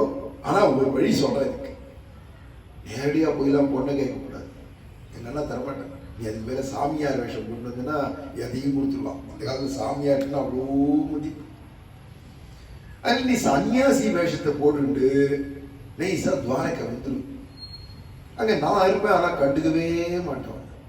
நீ அர்ஜுனன் எனக்கு தெரியும், ஆனா நான் கண்டுக்கவே மாட்டேன். யாரோ சாமியார் வேண்டாம் இருப்பேன். எங்க அண்ணா விழுந்து விழுந்து கும்பிடுவார், விழுந்து விழுந்து உபச்சாரம் பண்ணுவார், மரியாதை பண்ணுவார். அப்படியே போஜனம் சாப்பாடெல்லாம் அப்படி விருந்தெல்லாம் பண்ணுவார். நல்ல மெத்தன்ற பஞ்சசேனத்துல உங்களை படுக்க வைப்பார், எல்லாம் பண்ணுவார். ஆனா பக்கத்திலேயே ரைவதகிரின்னு ஒரு மலை இருக்கு, அதுல எங்களுக்கு குலதெய்வமான ஒரு கோவில் இருக்கு. அதான் பரம்பரை யாருக்கு முன்னாடி இருந்த ரைவதராஜனுக்கு அது குலதெய்வம் சிவன். அந்த குலதெய்வம் இருக்கிறதுனால இந்த ராஜாக்கள்லாம் அந்த தெய்வத்தினுடைய நிர்வாகம் விவாதம் பார்த்துக்கணும். அந்த கோவில்ல கும்பாபிஷேகம் வரும். அப்ப சுபத்திரையும் அங்க போய் அந்த தெய்வத்தை கும்பாபிஷேகத்தை பார்க்கலாம் போவோம். நைசனி சுபத்ராவை கடத்திட்டு போயிடு. எப்படி சொல்லி தராம பாரு அண்ணன், என் தங்கையை நைசா கடத்திட்டு போயிடு. வேண்டாத தங்கை இல்ல, அருமையான தங்க இருந்தாலும் இவனுக்காக தானே வச்சிருக்க.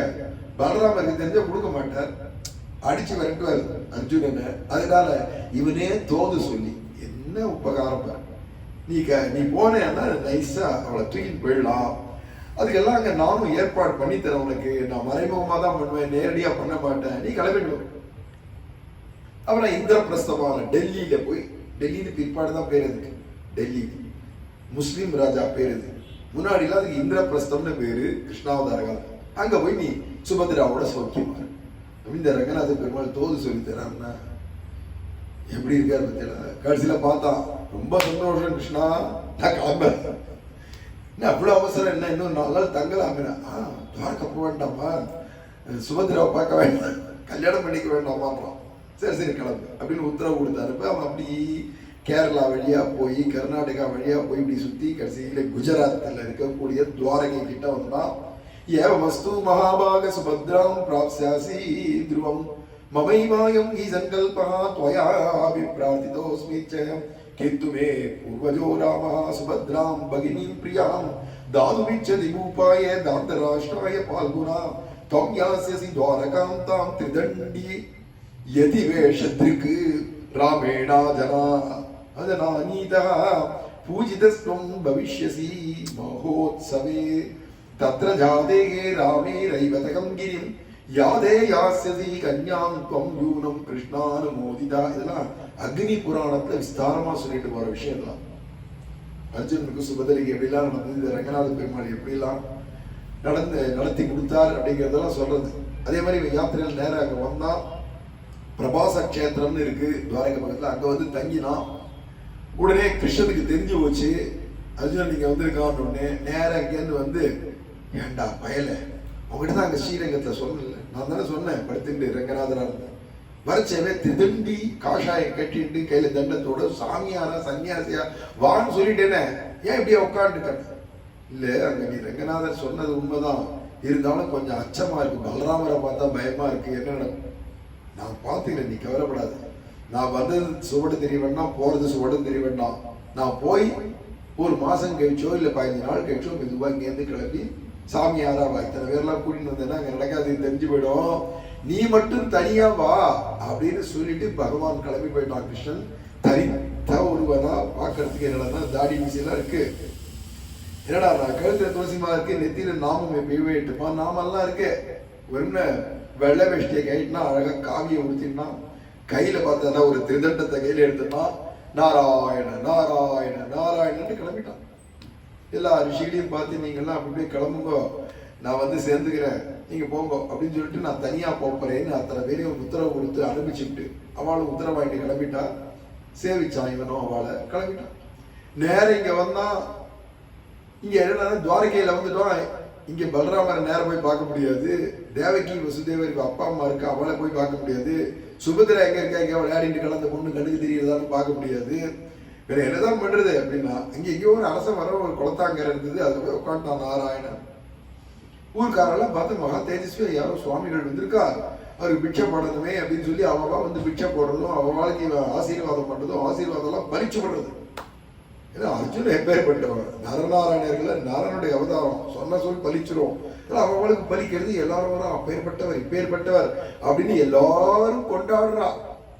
இந்த சாமியார, இந்த சன்னியாசிய, இந்த ஜீயர, இவர் என்ன பண்ணாரு, இங்க இருந்து பார்த்து அங்க இருந்து பார்த்து கடைசி இந்த விஷயம் என்னடா ஊருக்கே படப்படைச்சு போச்சு. ஒரு சுவாமிகள் வந்திருக்காராம், அவர் ஆசீர்வாதம் பண்ணா எல்லாம் பலிக்கிறதா பேர்பட்டவரா அப்படின்னு ஊரடைக்க பேசுறது அர்ஜுனனுக்கும் சந்தோஷமா இருக்கு. இப்படி காத்து வாக்கில் இந்த செய்தி போச்சுன்னா பலராமருக்கு போயிடும், அப்புறம் பலராமரே வருவார் அப்படின்னு எதிர்பார்த்துட்டுக்கா. சொன்ன மாதிரி எல்லாரும் போய் ஒரு சுவாமிகள் வந்திருக்கா, நாங்க எங்க வீட்டுல பிச்சை கிடைச்சோம், என்னென்ன பலன் கிடைக்க தெரியுமா, அவர் ஒரு பார்வை பார்த்தா போறோம், அவர் பேசினா போறோம், அவர் நடக்கும்னா வந்துடுறது அப்படிலாம் ஊர்க்காரெல்லாம் போய் பலராமர்கிட்டயே போய் சொல்ல, பலராம பகவான் அந்த தோரணையில கலப்பையெல்லாம் தூக்கிட்டு வரல, ராஜான்ற தோரணையில வரல, அழகா அவருக்கு பச்சை கச்செல்லாம் கட்டிட்டு திருமண் காப்பெல்லாம் ஜம்மனை இட்டு கழுத்த துளசி மாலையெல்லாம் போட்டு ராஜான்றதெல்லாம் விட்டுட்டு காலில் செருப்பு கூட போட்டு பாதுகை கூட போட்டுக்கிறது நடந்து அப்படியே வராது. வந்து பலராமர் சாஷ்டாங்கமா விழுந்து சேவிச்சு. எப்பயுமே அவர் நீலப்பட்டு உடுத்திட்டு இருப்பார். கிருஷ்ணன் பீதாம்பரம்னா அவர் நீலப்பட்டு. இன்னைக்கு என்னன்னா அதெல்லாம் மாற்றி வெள்ளை வேஷ்டிலாம் ஒழுங்காக கட்டி, ஏன்னா பெரியவாளை சேவிக்க போச்சு ஒழுங்காக வெள்ளை வேஷ்டியோட தான் போகணும். இந்த கலர் கலரான வேஷ்டி இல்லை மற்றவெல்லாம் உடுத்திக்கூடாது. ராஜாக்கள் எப்படின்னா பட்டுல கலர் கலராக போட்டுப்பா, அவர் ராஜாக்களா இருப்பார். இன்னைக்கு அதெல்லாம் கிடையாது. ஒரு அநியமம் நிஷ்டை இல்லை ஒரு அனுஷ்டானம் இல்லை ஒரு கோவிலுக்கு போகிறோம் இல்லை பெரியவாளை பார்க்க போகிறோம்னா வெள்ளை வேஷ்டியோட தான் போனோம் ராஜாக்களா.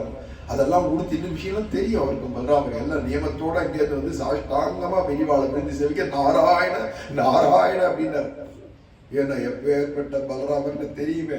அவதாரம் ஆதிசேஷ அவதாரம், கிருஷ்ணனுடைய அண்ணா. ஒரு நடுக்கம் வேற, இவன் தங்கை தான் கல்யாணம் பண்ணிக்க மாறு வேஷத்துல வந்திருக்கோம். தெரிஞ்சுதான் என்ன ஆகும், அது கலப்பை பேசுமா கதை பேசுமா தெரியாது. பயம்தான் உள்ளூர வடவடங்கிறது. இருந்தாலும் தைரியமா நாராயண நாராயண அப்படின்னு தண்டத்தை இந்த கையில வச்சுட்டு இந்த கையில நாராயண நாராயணன்னு அவையகார காமிச்சு நினைச்சா எழுந்த உடனே தலைக்கு மேல பலராமர் குவிச்சுட்டு, சுவாமிகளே எந்த ஊரோ, ஒரு சன்னியாசியை பார்த்து எந்த ஊர்னு கேட்கறதா, யாதும் ஊரே சன்னியாசிகளுக்கு தான் அது சொல்லுது. எல்லா ஊரும் நம்ம ஊர் தான். சன்னியாசிக்குன்னா ஒரு ஆசிரமம் உண்டா, ஒரு ஊர் உண்டா, சொந்த ஊர்னு எங்கேயோ மரத்தடி. உங்களுக்கு தெரியாத அந்நியதானே பலராமர், கண்டுபிடிச்சுட்டே எல்லாம் யாம் அறிவோம் நாராயண அப்படிங்கிறார். எத்தனை தரம் பார்த்திருக்காங்க பலராமர். எல்லாம் யாம் அறிவோம் அப்படின்னா உடனே ஆஹா முக்காலம் உணர்ந்த ஞானி அப்படிங்கிறான் பலராம சுவாமி சொல்றார். உடனே இவர் பார்த்தார், எல்லாம் போட்டோம், இப்படி வந்திருக்கேளே பிக்ஷ ஆச்சா, யாராவது பிக்ஷை போடுறாளா, பிரசாதம் கிடைக்கிறதா அப்படின்லாம் கேட்கிறா. பிரசாதம் கிடைக்கிறதா, பிக்ஷா எடுத்தாலாம் கேட்கிறா. கேட்டாச்சுன்னா இவன் சொல்றா நாராயண, அது எல்லாம் கிருஷ்ணனுடைய கிருபை அப்படிங்கிறார். கிருஷ்ணன் கிருப்பேன்னு சொல்லலையே, நாராயணன் கிருப்பேன்னு சொல்லலையே. அந்த நாராயணன் தான் இப்ப பூமியில கிருஷ்ணன் அவதாரம் பண்ணிருக்கார். ஏன் நீங்க மட்டும் இந்த அவதார புருஷன் இல்லையா, நீங்களும் சாட்சாத் பகவான் தான். அவ்வளவுதான் அவருக்கு உச்சி கொடுத்து போயிடுச்சு. பலராம ஸ்தோத்திரம் அப்படியா தரே ஸ்தோத்திரம் பண்ண உடனே அவளுக்கு உஷியா போயிடுச்சு, சந்தோஷப்பட்டார். இப்படி ஒரு பிரம்ம ஜானியான அந்த சன்னியாசி இருக்கார். சும்மா பேருக்கு காவி வேஷ்டி தண்டம் நாமெல்லாம் இல்லை, பிரம்ம ஜானி. இத மாதிரி ஒரு சன்னியாசி ஒரு ஜீயர் நம்ம ஊரை தேர்ந்து வந்திருக்காரு. அடாடா எப்பேற்பட்ட பாக்கியம். நம்ம குடிசையில வந்து இன்னைக்கு அப்ப பிக்ஷை எடுத்து அமுது பண்ணணும் அப்படின்னானோ இல்லையோ, பலராம சுவாமி சொன்னாரோ இல்லையோ, உடனே அர்ஜுன் சொன்னா நாராயண நாராயண. நொடிக்கு ஒரு தடவை நாராயணா சொல்லிட்டு இருக்காரு. இப்படி நாமம் சொல்ற சன்னியாசியை பார்க்க முடியுமோ? வாயில நாமமே வராது அதிகமா சன்னியாசிகள்லாம். அவ என்ன சொல்றா, சோகம் சோகம்னு சொல்ற எத்தனையோ பேரை பார்த்து, அந்த கடவுளையே நானே கடவுள் அப்படி சொல்ற அந்த மாதிரியான சன்னியாசிகள் தான் நிறைய பார்த்துருக்க. திடீர்னு பார்த்தா இவரு ஒரு நேரம் தோட்டத்துக்கெல்லாம் நாராயணா நாராயணான்றார். மேலெல்லாம் சிலுக்கிறது, அப்படியே கண்ணீரா வருது, வெயில் கூச்சல் எடுத்துருது. என்னடா அது இப்படி ஒரு பக்தர், இவர் தான் நம்ம அரண்மனைக்கு வரணும், இவருக்குன்னா பிக்ஷ காலம்பி அவருடைய பாத பூஜை அந்த சீவாத தீர்த்தத்தை எடுத்துட்டு இவருக்குன்னா பிக்ஷை பண்ணி வைக்கணும். எவ்வளவு பாக்கியம் நினைச்சுன்னு அழிச்சுன்னு போனா. நான் சரியா ஒரு 10 மணி 11 மணிக்கு வந்து அழிச்சுன்னு போறேன். காலகட்டத்தால போகுது சொல்லிட்டு கிளம்பிட்டார். நேர போனார் தேவகி வசுதேவர் அவ அம்மா அப்பாட்ட கொண்டு, அம்மா வா, நீ ஒரு பெரிய சன்னியாசியை பார்த்தேன், இந்த மாதிரி சன்னியாசி நான் ஜென்மாவில பார்த்திருக்க முடியாது யாருமே. அப்படிப்பட்டவர் மகாத்மா தேஜஸ்வி, என்ன பிரம்ம தேஜஸ்வி, என்ன பிரம்ம ஞானம். முழுக்க முழுக்கதான் நாராயணான்றார். இப்படிலாம் நாமத்தை சொல்ற சன்னியாசியை பார்த்ததே இல்லை. இன்னைக்கு அவரை பிக்ஷைக்கு அழைச்சிருக்கு, எல்லாம் தயார் பண்ணணும், ஏற்பாடு பண்ணோம்னா ஆஹா மகாபாக்கியம். ஒரு சன்னியாசியா நம்ம ஊர்லயா, நம்ம அரண்மனைக்கு வர போறாளா, பாக்கியம். உடனே நம்ம சுபா குட்டிய தயாரா இருக்க சொல்லு, அலங்காரெல்லாம் பண்ணி பெரியவாளை உபச்சாரம் பண்ணோம். யார் சுபத்ரா, அவங்க சுபா கட்டிய தயாரா இருக்க சொல்லு அப்படிலாம் சொல்லிட்டு உடனே அது என்ன குழந்தை இல்லை சுபத்ரான்னு, அவளுக்கு என்ன வயசாச்சு, அவளுக்கு கல்யாண வயசு வந்துருத்து, இருந்தாலும் அப்படி சொல்லிப்பா செல்லம்மா சுபா குட்டி தயாரா இருக்க சொல்லு. சுபா குட்டி ரெடி ஆயிடுச்சு, எல்லாம் அப்பா அம்மா எல்லாம் ரெடி ஆயிட்டா. வாசல்ல பூர்ண கும்பம் மரியாதையிலிருந்து அங்க அந்த பக்கம் பார்த்தா யானை நிக்கிறது, இந்த பக்கம் பார்த்தா குதிரை நிக்கிறது, இந்த மாதிரி ஒவ்வொரு நிக்கிறது. பசுமாட வாசலை நிறுத்து, காளமாட்ட வாசலை நிறுத்து, எருதை நிறுத்து, இந்த பக்கம் யானையை நிறுத்து, இந்த பக்கம் ஒட்டகத்தை நிறுத்து, எல்லாம் ஆர்டர் போடுறார் பலராமர். பெரிய ராஜாங்க இல்லையா, எல்லாருக்கும் வசதியா எல்லாம் ஏற்பாடு. ரிஷிகள் எல்லாம் வர சொல்லு, பூர்ணகுமம் கொடுக்கணும், வேத மந்திரம் சொல்லணும், எல்லா பெண்கள்லாம் வரிசையா இப்படி அப்படிமா அணிந்து பூ மலர் மாதிரி பொழியணும், அதுக்கு ரத்தன கம்பளத்தை கீழே விரிக்கணும், மேல புஷ்பத்தான விதானம் போடணும், எல்லாம் சொல்றான் பலராமர். அது நடக்கிறது, கிட கிட கிட கிட கிட நடக்கிறது. அங்கேருந்து போயிட்டு சரி எல்லாம் தயாராயிட்டா நான் போய் அழைச்சிடுவேன் சுவாமிகளை, நம்ம தான் போய் அழைச்சிடணும் அப்படின்னு அங்கேருந்து வந்து சுவாமிகளை, சுவாமி பிக்ஷைக்கு எழுந்துடணும் அப்படின்னு உடனே நாராயண தண்டத்தினார், கையில கமண்ட் ஊத்திக்கினார், கிளம்பிட்டார். இன்னைக்கு தாண்டா என் ஜென்மாவில் சுபத்ராவை பார்க்க போறேன். மனசுக்குள்ள அந்த எண்ணம் வெளியில காட்ட முடியுமா? நாராயணன் நாராயணன் என்றார். வர வழியெல்லாம் பலராம சுவாமி அழைச்சிட்டு வந்துட்டார். வாசல்ல பூர்ணகும்ப மரியாதை வசுதேவரும் தேவகியும் கொடுக்கிறார். கிருஷ்ணனை பெத்தவா, பலராமரை பெத்தவா, பேர் பெற்றவா. நாளைக்கு மாமனார் மாமியார் அதையும் நினைச்சு பார்க்கலாம். பேர் பெற்றவா, நமக்கு மாமனார் மாமியார் இவதான், இவெல்லாம் மச்சினர் அப்படிலாம் நினைச்சுக்கிறான் மனசுக்குள்ள. இருந்தாலும் இவன் கண்ணி எங்கேயோ தேடுறது. இத்தனை பேர் பூர்ணகும்பம் கொடுக்குறான், மரியாதை பண்றான், மாலை பண்றான். இந்த சுபா குட்டியை காணும் மாரி இவன் நினைக்கிறான் மனசுக்குள்ள. காணும். உடனே பலராம சுவாமி அதை கவனிச்சு விட்டார். அர்ஜுனன் கண், இந்த சன்னியாசி கண்ணி இங்க எங்க சுவாமிகளே நீங்க யாரையோ தேடுறாம இருக்கே, உங்க ஞான திருஷ்டியில விட்டு போனவா யாரோ கேட்கிறான் பலராம சுவாமி. அதெல்லாம் ஒண்ணு இல்ல, இந்த தேசத்தை ரொம்ப முக்கியமான ஒருத்தர் தான் நான் தேடிட்டு இருக்கேன். யாரு? உங்களுடைய தம்பியான கிருஷ்ணன பரமாத்மாவை காணமேன்னு பார்க்கிறேன். அவனா சும்மா இல்ல, சுவாமிகள் வராதுனாலே சுவாமிகளாவது மண்ணாவது நீங்களே பார்த்துக்கோங்க, நான் வரமாட்டேன்னு போயிட்டு இப்படிதான் பெரியவாளெல்லாம் மதிக்கவே மாட்டேங்கிறான். வர வர யாரு கிருஷ்ணனை பார்த்து பலராமர் சொல்ற, நம்மளால மதிக்க மாட்டேங்கிறான், என்ன பண்றது அப்படிங்கிறான். இப்படி எல்லாம் இருந்து கடைசியில என்னதான் ஆச்சுறாருன்னா, உள்ள அழிச்சுட்டு போய் அவருக்கு பாத பூஜை பண்ணி மாலை மரியாதைகள்லாம் போட்டு பலராம சுவாமி மரியாதை பண்ண உடனே இந்த பாத பூஜை பண்ணிச்சே வீட்டுல இருக்கிறவா எல்லாரும் வரணும் இல்லையா. கிருஷ்ணன் அந்த பக்கமா அப்படி ஓரமா போறான். இதோ சுவாமிகளை வரவேற்றிருக்காளே அப்படின்னு தெரிஞ்சு ஓரமா போறான், பார்த்தும் பார்க்காத மாதிரி. உடனே பலராம சுவாமி அதை பார்த்துட்டா இல்லையோ, கிருஷ்ணா கிருஷ்ணா வா வா வா வா வா, யார் பெரியவா வந்திருக்காடா, வந்து சேவிடாங்க பெரியவாளா. சன்னியாசிகள் எல்லாம் வீட்டுக்கு கூப்பிடக்கூடாது அப்படிங்கிறான் கிருஷ்ணா. எப்படி சன்னியாசிகள் எல்லாம் வீட்டுக்கு கூப்பிடக்கூடாது அப்படின்னா என்ன அர்த்தம்னா, கிரகஸ்தரான ஆச்சாரியர்கள் தான் வீட்டுக்கு வரலாம்னு அர்த்தம். சன்னியாசியான ஆச்சாரியரே ஆனாலும் ஜியரே ஆனாலும் வரலாம், வீட்டுக்கெல்லாம் வரலாமான்னு நான் தப்பு. பொம்மநாட்டி எல்லாம் இருக்கா, பொம்மநாட்டி குட்டி எல்லாம் இருக்கா அப்படின்னு சொல்லிட்டு கிருஷ்ணன் சொன்னா, பெரியவாளை போய் இப்படிலாம் சொல்லக்கூடாதா, பெரிய சன்னியாசி ஞானி வந்து காலில் விழணும்டா. ஏன் கிருஷ்ணா இப்படி வந்த எல்லாரும் பகவான் பகவான்டா, இப்படி வந்து பெரியவாள்லாம் வந்திருக்காங்க, சேவிக்க வர மாட்டேங்க, தர்மமே தெரியாதவனா இருக்கே அப்படிங்கிறார் பலராம. பாருங்கண்ணா, வீட்டுக்கு மூத்தவர் நீங்க, நீங்க பண்ற புண்ணியம் பூரா தம்பியான எனக்கு ஒன்றா வரப்போகுது, நீங்களே எல்லாத்தையும் பார்த்துங்க. நான் என்னடா, நான் இந்த மாதிரிக்கெல்லாம் எல்லாம் வளர்த்து விட மாட்டேன், எல்லாம் எனக்கு வந்து மனசுக்கையே ஒப்பால.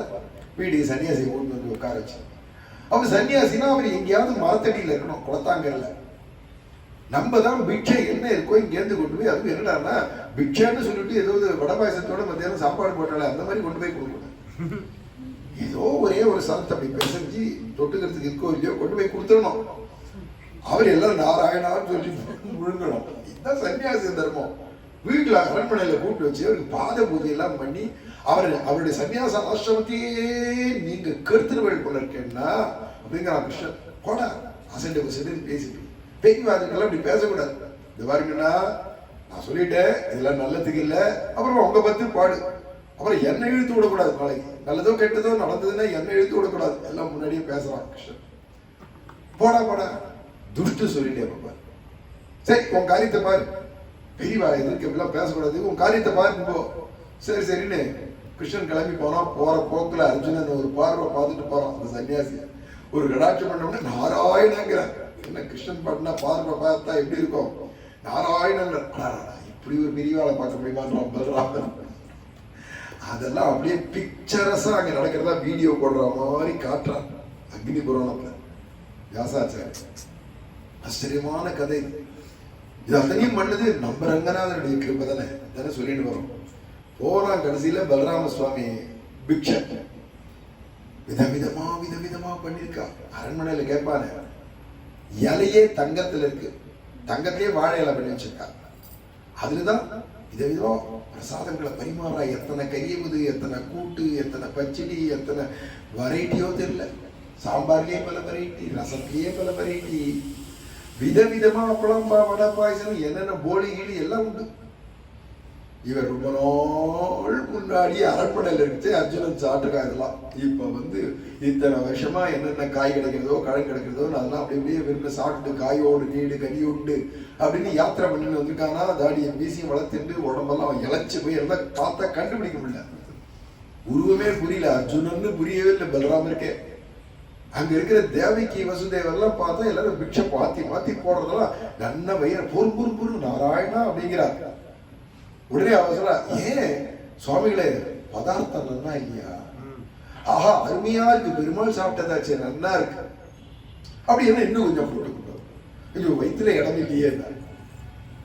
கிருஷ்ணன் அங்கேயிருந்து திருப்பி வரான். இவன் சாப்பிடுச்சு அங்கே அப்படி போறான் இல்லையா, திருப்பி வரான்.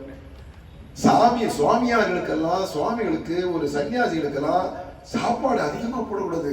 அப்புறமா அங்க போய் நாராயணா சொல்ல மாட்டார், உண்ட மயக்கம் போய் தூங்கிடுவார், ஜாக்கிரதை. அவர் அப்புறம் என்ன தபசு பண்ணுவார், என்ன ஜபம் பண்ணுவார், நீங்களே கெடுக்க அப்படின்ட்டே போறோம். படம் அசடு பெரியவாள் வயிறார சாப்பிட்டு போற, நமக்கு தான்டா நல்லது அப்படின்னா. உடனே தேவகி கேட்கிறான், பலராமா எங்க நம்ம குட்டியை காணும், சுபாவ குட்டியை காணுமே அப்படின்னு. இவரு சாப்பாடு மனசு போல குட்டி அர்ஜுனன் பார்க்க குட்டி வருதாரு. பலராமர் உடனே சுபா குட்டி சுபத்ரா அப்படின்னு கூப்பிட்ட உடனே குடுன்னு அழகா ஓடி வரா. அழகா பாவாடை தாவணி எல்லாம் போட்டுட்டு இருக்கா, அழகா அலங்காரம் பண்ணிட்டு இருக்கா. கையில அங்கேருந்து ஓடி வந்த உடனே பெரியவா பிரசாதம் எடுத்துட்டு இருக்கா, பிக்ஷை பண்ணிட்டு இருக்கோம். அவருக்கு கொஞ்சம் விசிறுமா, வேர்க்க போடுது விசிறு, எல்லாம் சுட சுட சாதிக்கிறா, சாப்பிட்டா வேர்க்குமா. அது பக்கத்துல இருந்து விசிறு உடனே கையில விசிறியை குடிச்சுட்டா தேவைக்கு. இவன் இப்படியே மெதுவா நாளை கொண்டு விசிறிண்டே இந்த சாமிகள் யாரு, சுவாமியார் யாருன்னு பார்த்துட்டு இருக்கான்.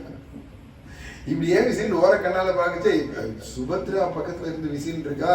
அவளை கல்யாணம் பண்ணிக்கணும்ன்ற ஆசையில தான் வந்திருக்கான் இந்த வேஷத்தை போட்டு, சாமியார் வேஷத்துல அர்ஜுனன். அதெல்லாம் என்ன பண்ணானா, நாராயணாங்கிறான் வாயில போடச்சு, அப்படி ஓர கண்ணால பாத்துக்கிறான். நாராயணாங்கிறான் வாயில போடச்சு, அப்படி தலையை தூக்கச்செல்லாம் அவளை ஓர கண்ணால பாக்குறான். உடனே ஏன் சுபத்ரா விசிறது சரியாயிக்கோ, காத்து வரலையோ அப்படிங்கிறார் பலராமர். ஏன்னா அப்பப்ப பாக்குறாரு, கவனிக்கிறார். அவர் இந்த சுவாமிகள் பெரிய பக்தரா இருக்காரு, இதுவும் கடாட்சம் பண்றாரு தெரியுது. சீக்கிரம் சுபத்ராக்கு கல்யாணம் ஆகணும், நல்ல மாப்பிள்ளை பையனா வரணும் அப்படிலாம் மனசுல பாவம் பிரார்த்தனை பண்ணிட்டே இவர் வாட்டி சாதிச்சுட்டு இருக்காரு பலராம சுவாமி. இப்படி பார்க்க உடனே கொஞ்ச நாள் கழிச்சு சாப்பிட்டாச்சு, கையெல்லாம் அலம்பிட்டா. சரி நாராயணா அப்படின்னா நான் கிளம்புறேன்னு கூட சொல்லக்கூடாது. ஒரு சன்னியாசி வரைச்சவும் நான் வந்திருக்கேன் அப்படின்னு சொல்லக்கூடாது. அதுவே சாப்பாடு போட்டா இதுல உப்பு நிறைய இருக்கு, இதுல காரமா இருக்கு, இதுல காரம் போடல, இதுல உப்பு போடல, இது தித்திப்பு போடல, இந்த மாதிரிலாம் இந்த ருச்சியை சொல்லிட்டு சாப்பிடக்கூடாது. நம்மளே சாப்பிடக்கூடாது, நம்மளே என்ன விழுதோ இலையில சாப்பிட்டு போகணுமா அப்படிலாம் சொல்லியிருக்கு. அப்படிங்கிட்ட இவர் ஒரு சன்னியாசி தானே, இல்லை இவர் அதெல்லாம் சொல்ல மாட்டார். சுவாமிகளே இது முடிச்சிருக்கா, நாராயணா. சுவாமிகளே இதுல உப்பெல்லாம் சரியா இருக்கா, நாராயணா. எதை கேட்டாலும் இவன் நாராயணா தெரியும், சன்னியாச தர்மம் தெரியுமே. அல்ல அர்ஜுனன் சொல்லிட்டே இருந்தான், கடைசி வரைக்கும் எல்லாம் முடிஞ்சது. திருப்தியா, நாராயணா நாராயணா.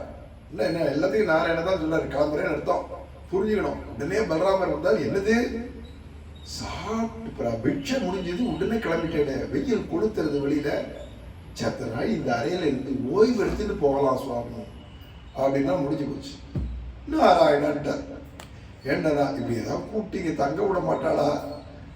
ஏன்னா அரை குறையா சாப்பிடுச்சு, விசிறிச்சு அந்த பொண்ணை பார்த்தேன், அவ்வளவுதான். ஐயோ சுபத்ராவை பார்க்குற வாய்ப்பு இல்லையே, பேசுற வாய்ப்பு இல்லையே, துடிக்கிறான் பாவம் அர்ஜுனனும். அந்த பொண்ணு விசிறிட்டு இருந்து கடைசியில் என்னடா இவரை கொண்டு போய் அந்த அறையில மெத்தன்ற பஞ்சசயன், இதுல நான் படுத்துக்க மாட்டேன், இப்படி தட்டி பார்க்கல, இல்லை நான் படுக்க மாட்டேன், சன்னியாசி இப்படி எல்லாம் படுத்துக்க கூடாது அப்படின்னு. அவ்வளவுதானே சுவாமி. அப்பா வசுதேவர் அப்பா அந்த ஒரு காஷாய கம்பளம் ஒன்று இருந்து இல்லையா, அது கொண்டு நல்ல ரத்தன கம்பளம், காஷாயம் கலர், காவி கலர், அதை எடுத்துட்டு வரணும்னா வசுதேவர் எடுத்துட்டு வந்தார். இதை மேல விரிச்சுட்டு அந்த மெத்து இருக்கிற பஞ்சசயனம், அதுக்கு மேல எதை போட்ட ரத்தன கம்பளத்தை விரிச்சுட்டு, சுவாமிகளே இது உங்களுக்கு தகும், காஷாயம் தான், காவி தான், தைரியமா அப்படியெல்லாம் சரி நாராயணா. ஆமா, எத்தனை வருஷம் ஆச்சு இந்த மாதிரி மெத்தன்ற பஞ்சசயத்துல படுத்துட்டு சரி அப்படின்னு கொஞ்ச நாள் உட்காந்து அவர்கிட்ட பேசுற மாதிரி பேசிச்சு. 4 வேத வாக்கியத்தை எடுத்து சொன்னான் அர்ஜுனன். 4 வேதாந்த அதுக்கெல்லாம் அர்த்தத்தை சொன்னா. பிரம்மசூத்திர விஷயங்களானது என்ன உண்டோ அது மாதிரி உபனிஷத் விஷயங்கள்ல தான் இருந்தது. உபனிஷத் விஷயங்கள்லாம் சொல்றான். அதெல்லாம் கேட்ட உடனே பலராமரித்தனையும் தெரிஞ்சவராச்ச பகவானாச்ச பார்த்த உடனே அவர் அப்படியே அசந்து போயிட்டார். வெறும்னு இல்ல நாராயணா சொல்ற ஒரு பக்தர் இல்லவர், பிரம்மஜானி, சகல சாஸ்திரமும் தெரிஞ்சவர். ஐயோ இப்படி கிடைப்பாரா சுவாமியில கொஞ்ச நாள் பேசினேன், சந்தோஷமா இருக்கு, சத்து ஓய்வு எடுத்துக்கணும், அப்புறமா நிதானமா பேச, சாப்பிட்டது கொஞ்ச நாள் படுத்துக்க வேண்டாம், கொஞ்சம் படுத்துக்கும் அப்படின்னு சொல்லிட்டு சுபாகுட்டி பெரியவா படுத்துட்டு இருக்கா. விசிறிண்டே அவர் எழுந்துக்கிறதுக்கு விசிறிண்டே அந்த சுபத்ரா சரி அப்படிங்கிறது அதுக்கு உள்ள மனசு உள்ள ஒரே சந்தேகமா இருக்கு. இவர் யாரு, இந்த சாமியார் யார், அவளுக்கு சந்தேகம் வந்துருச்சு. ஏற்கனவே விசிறின்னு இருக்கா. கொஞ்ச நாள் இப்படி விசிறினா இந்த சுவாமிகளுக்கு தூக்கம் இல்லை. அப்படியே கண்ணை மூணு நாராயண நாராயணன் இப்படி ஓரக்கண்ணால் அப்படி பார்க்கிறார், திருப்பி நாராயணாங்கிறார், ஓரக்கண்ணால பார்க்கிறார்.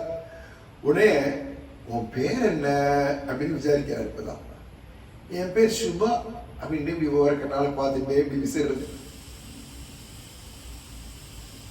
என்ன வயசு கேட்கணும் போல இருக்கு, இருக்கான் டக்குன்னு இருக்கான், எல்லாம் கேட்கக்கூடாது, சாமியார் வேஷம் தெரிஞ்சு எதை கேட்கணும் அப்படின்னு நினைச்சிட்டு விசிண்டே இருக்கா. உடனே அங்கே தேவகி வந்துட்டான், கிருஷ்ணனுடைய அம்மா வந்துட்டா.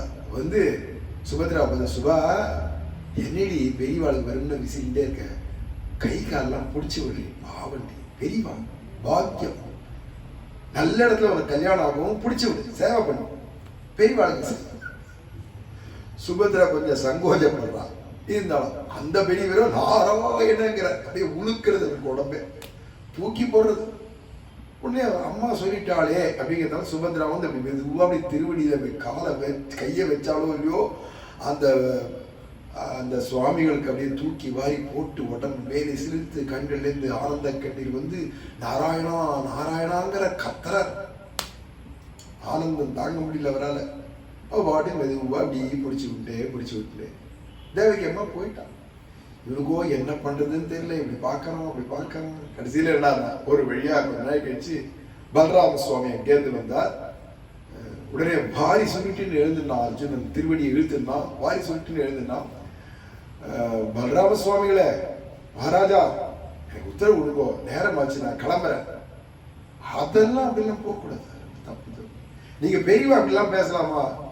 உங்களுடைய ஞானம் எப்ப ஏற்பட்டதுன்னா இன்னைக்கு கத்தல 4 வார்த்தை நீங்க பேசவே தெரிஞ்சுக்கிட்டேன். எங்களுக்கு வேதாந்தம் யார்ட்டாவது கேட்கணும்.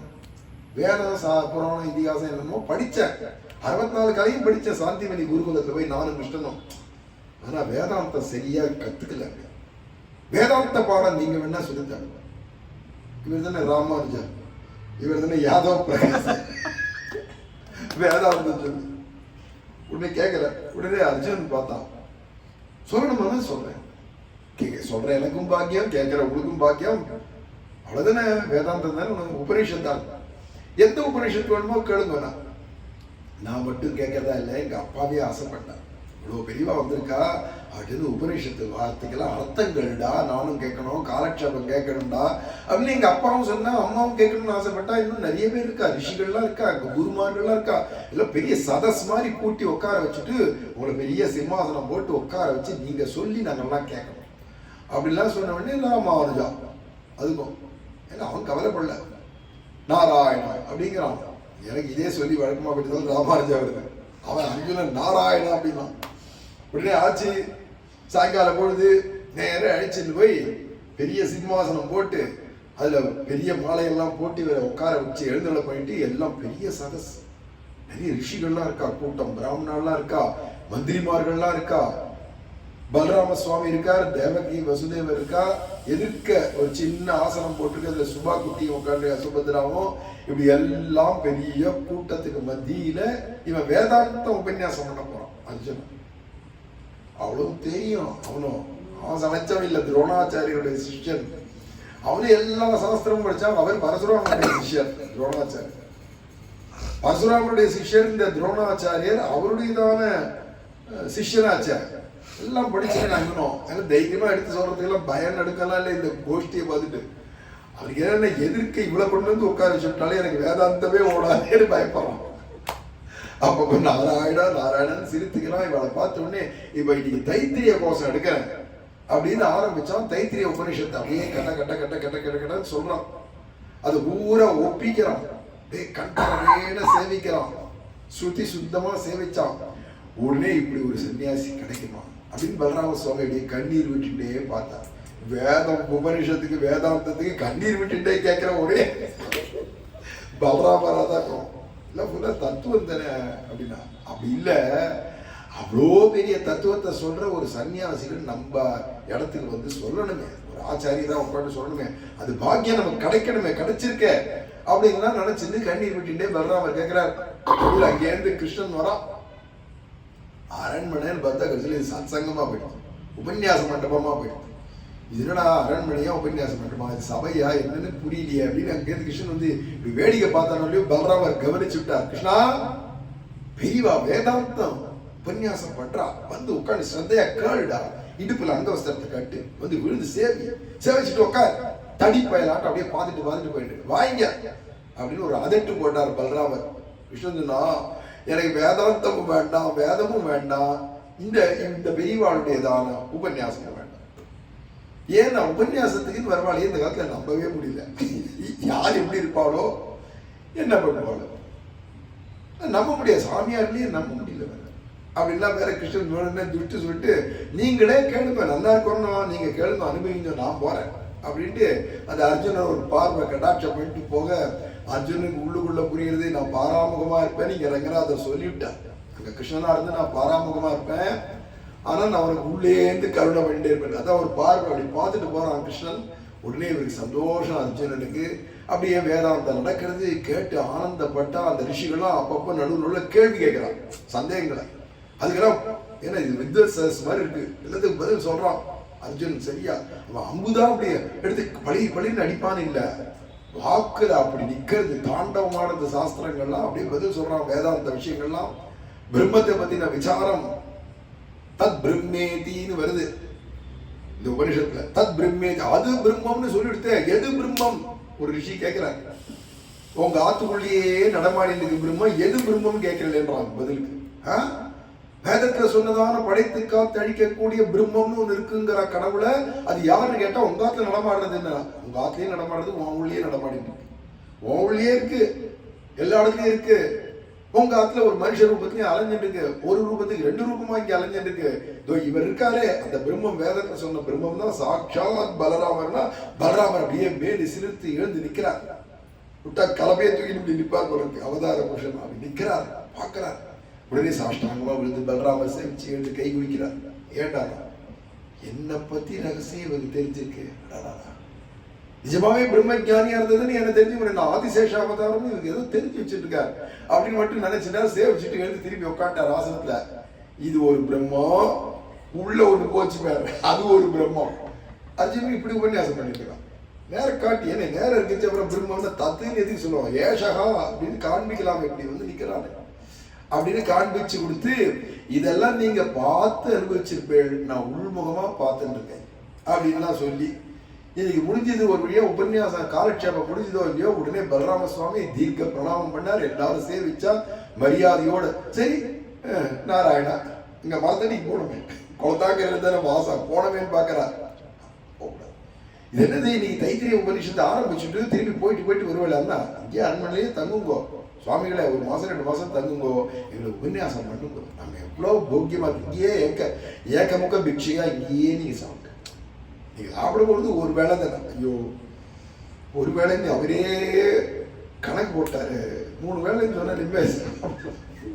அர்ஜுனன் நினைக்கிறான் தீர்த்த யாத்திரையில நிம்மதி சாப்பிடல இப்படிலாம் இருந்த போதிலும் சரி அது கிடைக்கிறது பஞ்சபட்ச வெளியிடமா அப்படின்னு அங்கேயே தங்க நடந்துட்டே இருக்கு. 2 நாள் 3 நாள் விசிறத்துக்கு வரா சுபத்ரா, அப்படி அப்பப்ப காலை பிடிச்சி விடுறா.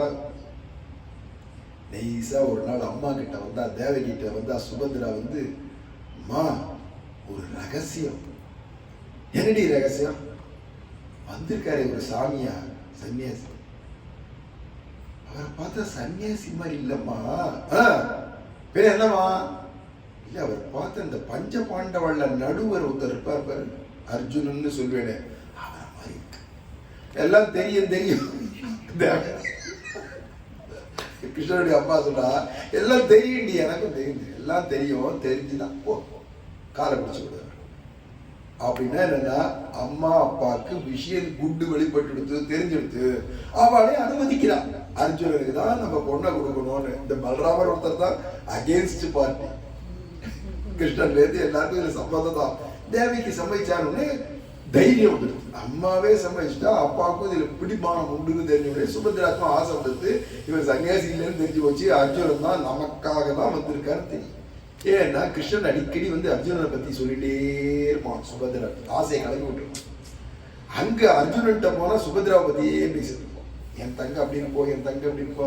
எனக்கு என்னமோ தோன்றது, அவளுக்கு கல்யாணம்னா சரியான வரன் நீதான் அப்படின்னு வேற சொல்லுவான் கிருஷ்ணனே. இங்க உனக்கு கல்யாணம் ஆச்சுன்னா ஒரு புருஷன்னா உனக்கு அர்ஜுனன் தான்.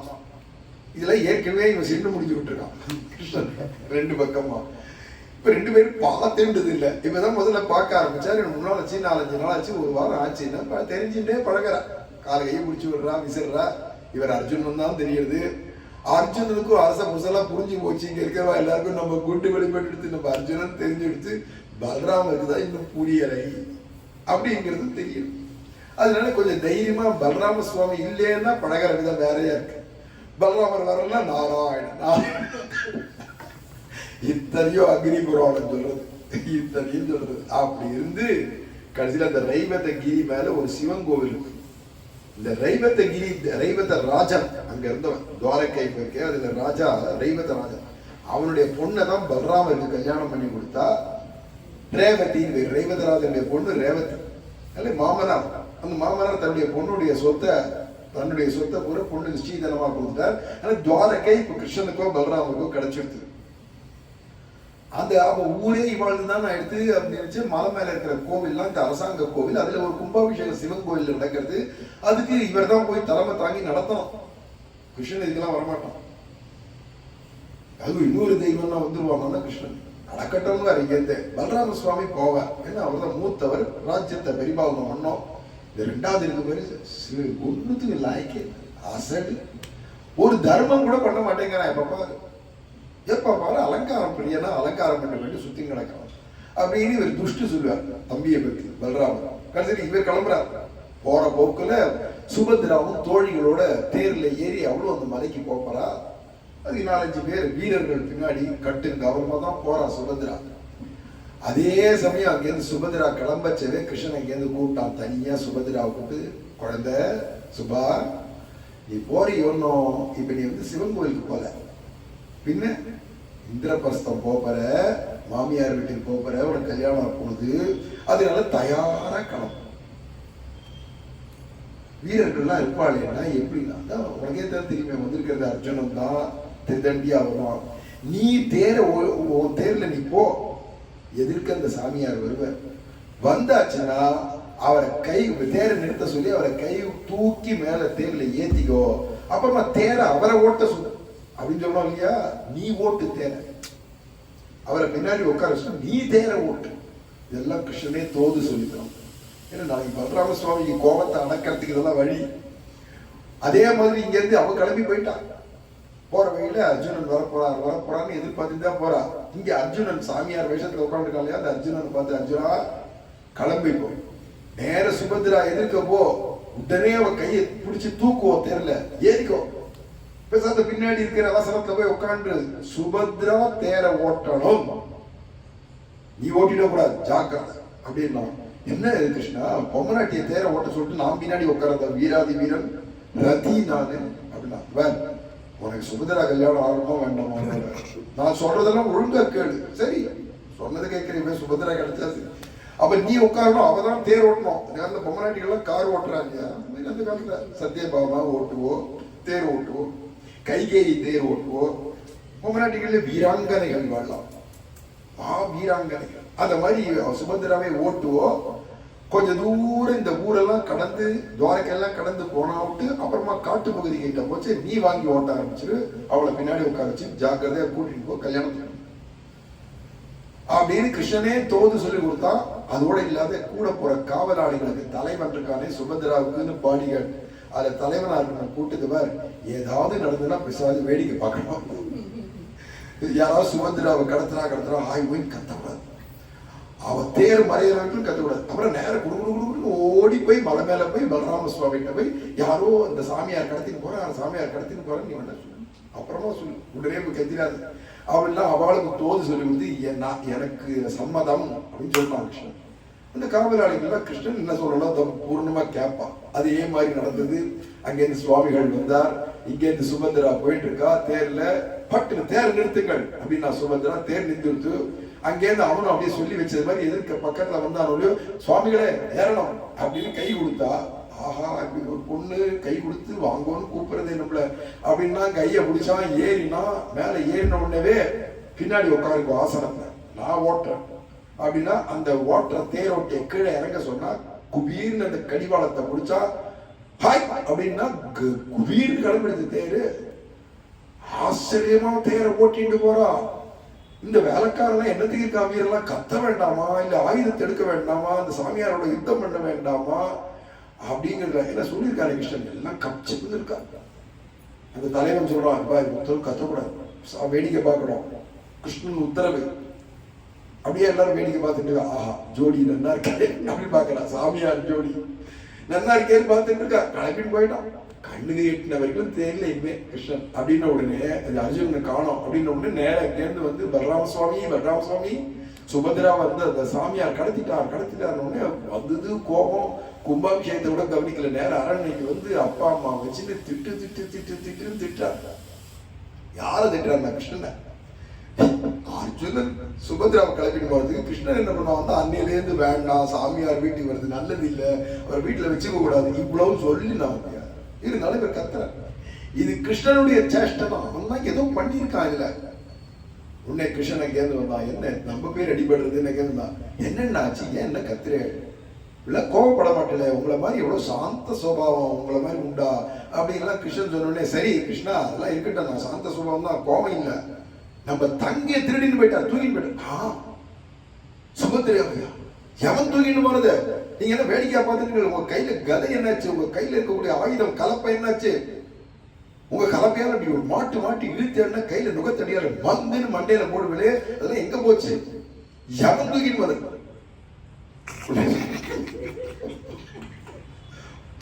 உடனே பலராம சொல்றாரு, நம்ம வீட்டுல ஒரு சுவாமிகள் இருந்தாரு, அவர் கடத்தி பலராம சுவாமி சொன்ன உடனே கிருஷ்ணன் கேட்கலாம். இதுக்கு தான் சொன்னேன் ஆரம்பத்திலேயே சொன்னேன், வீட்டுக்கு சன்னியாசியெல்லாம் கூட்டு உட்கார வச்சு பொண்ணு இருக்கிற வீடு. ஏன்னா எவ்வளவு பெரிய அபச்சாரம் அபராதம் இப்படிதான் நடக்கும் எனக்கு தெரியும். அன்னிலேருந்து நான் சொல்லிட்டே இருந்தேன், கிருஷ்ணா இது விளையாட்டு இதெல்லாம் பண்ணக்கூடாது. சரி நடந்து போயிட்டு யாருன்னு தெரியல அப்படின்னா, அது யாருன்னு தெரியல, யாரு இப்படி வந்திருப்பா சன்னியாசி வேஷத்துக்கு நம்ம ஆத்து பொண்ணை தூக்கின்னு போறதுக்கு அப்படிலாம் பேசிட்டு வச்சவே அங்கேருந்து ஒருத்தர் மந்திரி வந்தார். அவர் அநேகமா அர்ஜுனன் நினைக்கிறேன் அப்படிங்கிறாரு. ஏண்டா பயில இத்தனை நாள் தெரிஞ்சிருந்து ஏண்டா நீ சொல்லல அப்படின்னு பலராம சுவாமி அவனை கோவிச்சுக்கிறார். அதுக்குள்ள வசுதேவர் சொல்றாரு, அப்பா சொல்றாரு, பலராமருடைய அப்பா சொல்றாரு வசுதேவர், டேய் சும்மா கத்தாதரா, அப்படி அர்ஜுனன் தான் தூக்கி போட்டமே, என்ன முறை தானே, அத்தை பொண்ணு மாமா பையன் தூக்கி போட்டமேடா, பேசாத விடு, நல்ல வரம் தானே அப்படிங்கிறார் வசுதேவர். அப்படின்னா உங்களுக்கும் தெரியுமா வந்து சாமியார் இல்லைன்னு, நல்லா தெரியுமே, வந்தன்னைக்கே புரிஞ்சிருந்தோம். அப்படியே ஜாலிய பார்த்தது இல்லை, இழைச்சி போயிருக்காரு, அவ்வளவுதான். ஜாலிய பார்த்தது இல்லைன்னா பக்கா அர்ஜுனன் எங்களுக்கு அன்னைக்கே தெரியும். தேவைக்கு பார்த்தா தேவைக்கு சொல்றா, ஆமாண்டா விடுறா, சரியான ஜோடி கொடுத்துட்டாரு அம்மாவும். ஐயோ ஆக இதெல்லாம் கூட்டுகளை மாதிரிதான் எல்லாருக்கும் தெரிஞ்சிருக்கு, நான் மட்டும் பலராமர் அவதார புருஷன் ஆனா எனக்கு மட்டும் தெரியல. அப்படி கிருஷ்ணன் இப்படி பார்த்தாரு இல்லையோ, கிருஷ்ணன் சிரிக்கிறான். ஏன்னா நான் போட்ட மாய உங்களுக்கும் மாய வலையை விரிச்சிருக்க உங்களாலையும் கண்டுபிடிக்க முடியல பத்தியில அப்படின்னு சிரிக்கிறான். கிருஷ்ணா இதெல்லாம் வாலியில தானே, இந்த பாருங்கண்ணா உங்களை மதிச்சு தானமா கேட்காத அழகா அவன் கடத்திட்டு போயிருக்கானாலே நம்மளெல்லாம் மதிச்சிருக்கான் அர்ஜுனன் தெரிஞ்சு. இல்லையே நான் துரியோதனனுக்கு தான் என் தங்கையை கொடுப்பேன் வாக்க கொடுத்துட்டு வந்தேன், சரியா போச்சு. அவன் துரியோதனனுக்கு என்ன இருக்கு, பலமா இருக்கா, பராக்கிரமம் இருக்கா, என்ன இருக்கு, திருட்டுத்தனமா எதாவது அடையணும்னு பார்ப்பான். அர்ஜுனன் அப்படியா பேர்விட்ட காண்டி துரோணருடைய சிஷ்யன் சகலசா இதனால் வேதாந்த சொல்ல கேட்டல ஆஹா உங்களை மாதிரி உண்டானல இவ்வளவு ஞானம் இருக்கிறது பார்த்தே இல்லையா? அப்ப ஏற்பட்டதான அர்ஜுனுக்கு தங்கையை கொடுக்கறதா உச்சிதம். மேலும் துரியோதனம் வந்து சொந்தம். இவை யாருடான்னா வசுதேவர் நமக்கு மாமா,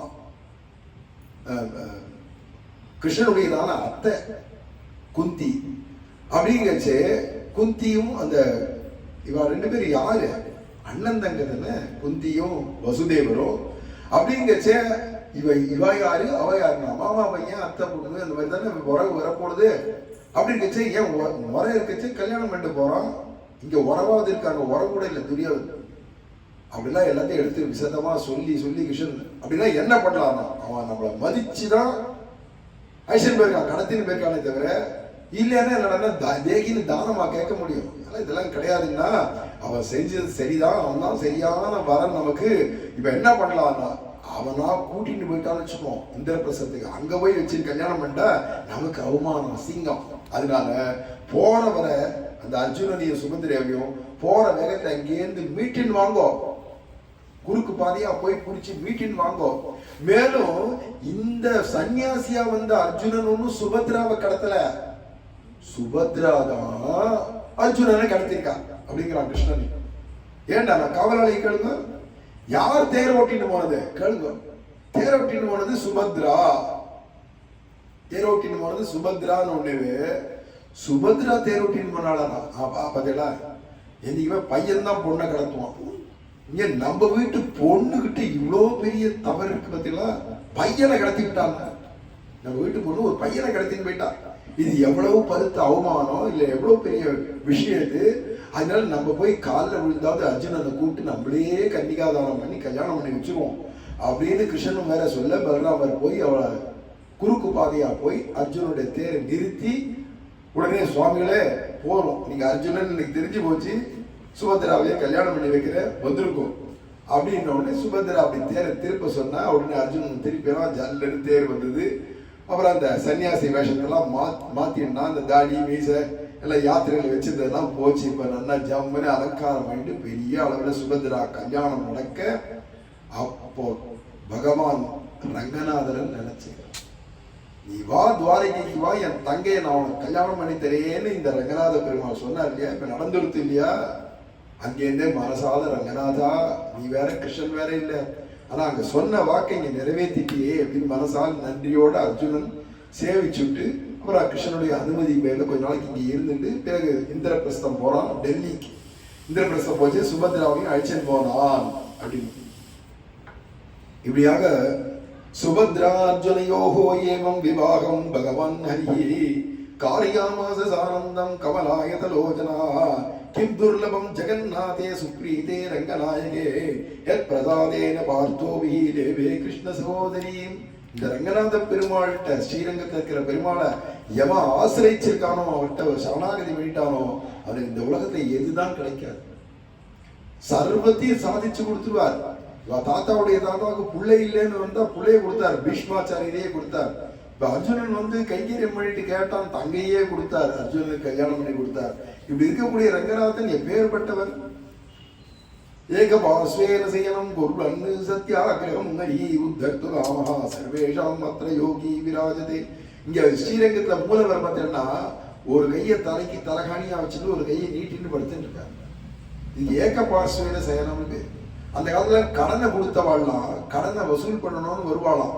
வந்தா இவன் கடன் கொடுக்காதே ஏமாத்துறதுக்கு ஆள் இங்க இல்ல அங்க இல்ல, இங்க வெளில வெக்காரிக்க வீட்டுல இருக்கிறவங்க சொல்லி சொல்லி ஏமாத்த 10-3 தரம் வந்து அலைஞ்சி அந்த கடனை வசூல் பண்ண முடியலன்னா இன்னைக்கு வந்தாச்சு, நான் போறதால இங்க தின்ன இருக்கு இல்லையா, இதுலயே நான் படுத்துன்னு கிடப்பேன், சாப்பிட மாட்டேன், தூங்க மாட்டேன், எழுந்து போக மாட்டேன், உயிரே போகட்டும், என் உயிர் போச்சுன்னா அதுக்கு பொறுப்பாளி நீங்க தான், அந்த பாவம் உங்களுக்கு தான் வரும் அப்படின்னு சொல்லிட்டு வாசல்ல அந்த குடிசை தின்ன வாசலையே படுத்துட்டுருவான். கடன் கொடுத்தான், இந்த கடன் வாங்கினவன் கொடுத்தே ஆகணும் இன்னைக்கு அப்படிங்கிற அளவுக்கு எழுந்துக்க மாட்டேன், சத்தியாக்கிரமா படுத்துட்டு இருப்பாங்க. கடைசியில் வேற வழி இல்லாத இன்னொரு இடத்துல கடனை வாங்கியாவது இவருக்கு கையில கொடுத்து எப்பா உயிரோட கிளம்பு அப்படின்னு கடனை எப்படி திருப்பி அடைப்பாளோ அது மாதிரி பெருமாள் வைகுண்டத்தை விட்டு இங்க வந்து ஒரு கையை தலைக்கு வச்சுட்டு படுத்துட்டு இருக்கிறது எதுக்குடானா, ஒன்ன நீ எனக்கு தர போறியா இல்லையா, அதாவது நீ இந்த ஜீவனாகிய நீ தான் என்னுடைய சொத்து, அது சரணாகதி பண்ணு, உனக்கு நான் வைகுண்டத்துக்கு அழைச்சிட்டு போறேன் அப்படின்னு கடனை திருப்பி வாங்குறது மாதிரி பெருமாள் வந்து இங்க படுத்துட்டா ஸ்ரீரங்கத்துல. சரணாகத வத்சலன் கருணாமூர்த்தியா இருந்து இப்படி இருக்கச்சு அவனை விட்டுட்டு ஸ்ரீரங்கநாதனை விட்டுட்டு எல்லாரும் உலகத்துல துக்கப்பட்டு கஷ்டப்பட்டு ஐயோன்னு இருக்கா.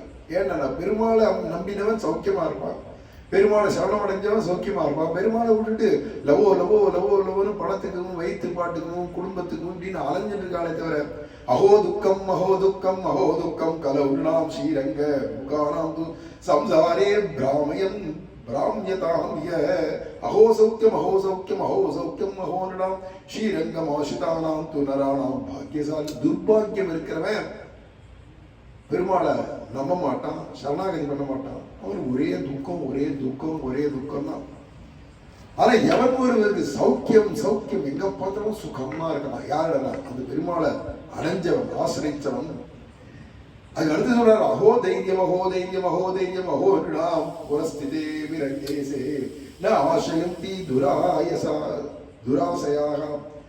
எதிர்க்க பெருமாள் ஸ்ரீரங்கத்துல படுத்துட்டு இருக்காரு தெரிஞ்சும் கூட போய் அவரை ஆசைக்கிற சரணாகதி பண்ணலன்னா எவ்வளவு தைரியம் இருக்கு பார்த்தியா? இவ அவ்வளவு பாவம் பண்ணிட்டு கூட தைரியமா இருக்காளே, பெருமாள் ஆசிரிச்சா பாவம் போகும்னு தெரிஞ்சு வர வேண்டாமோ அப்படிங்கிறார்.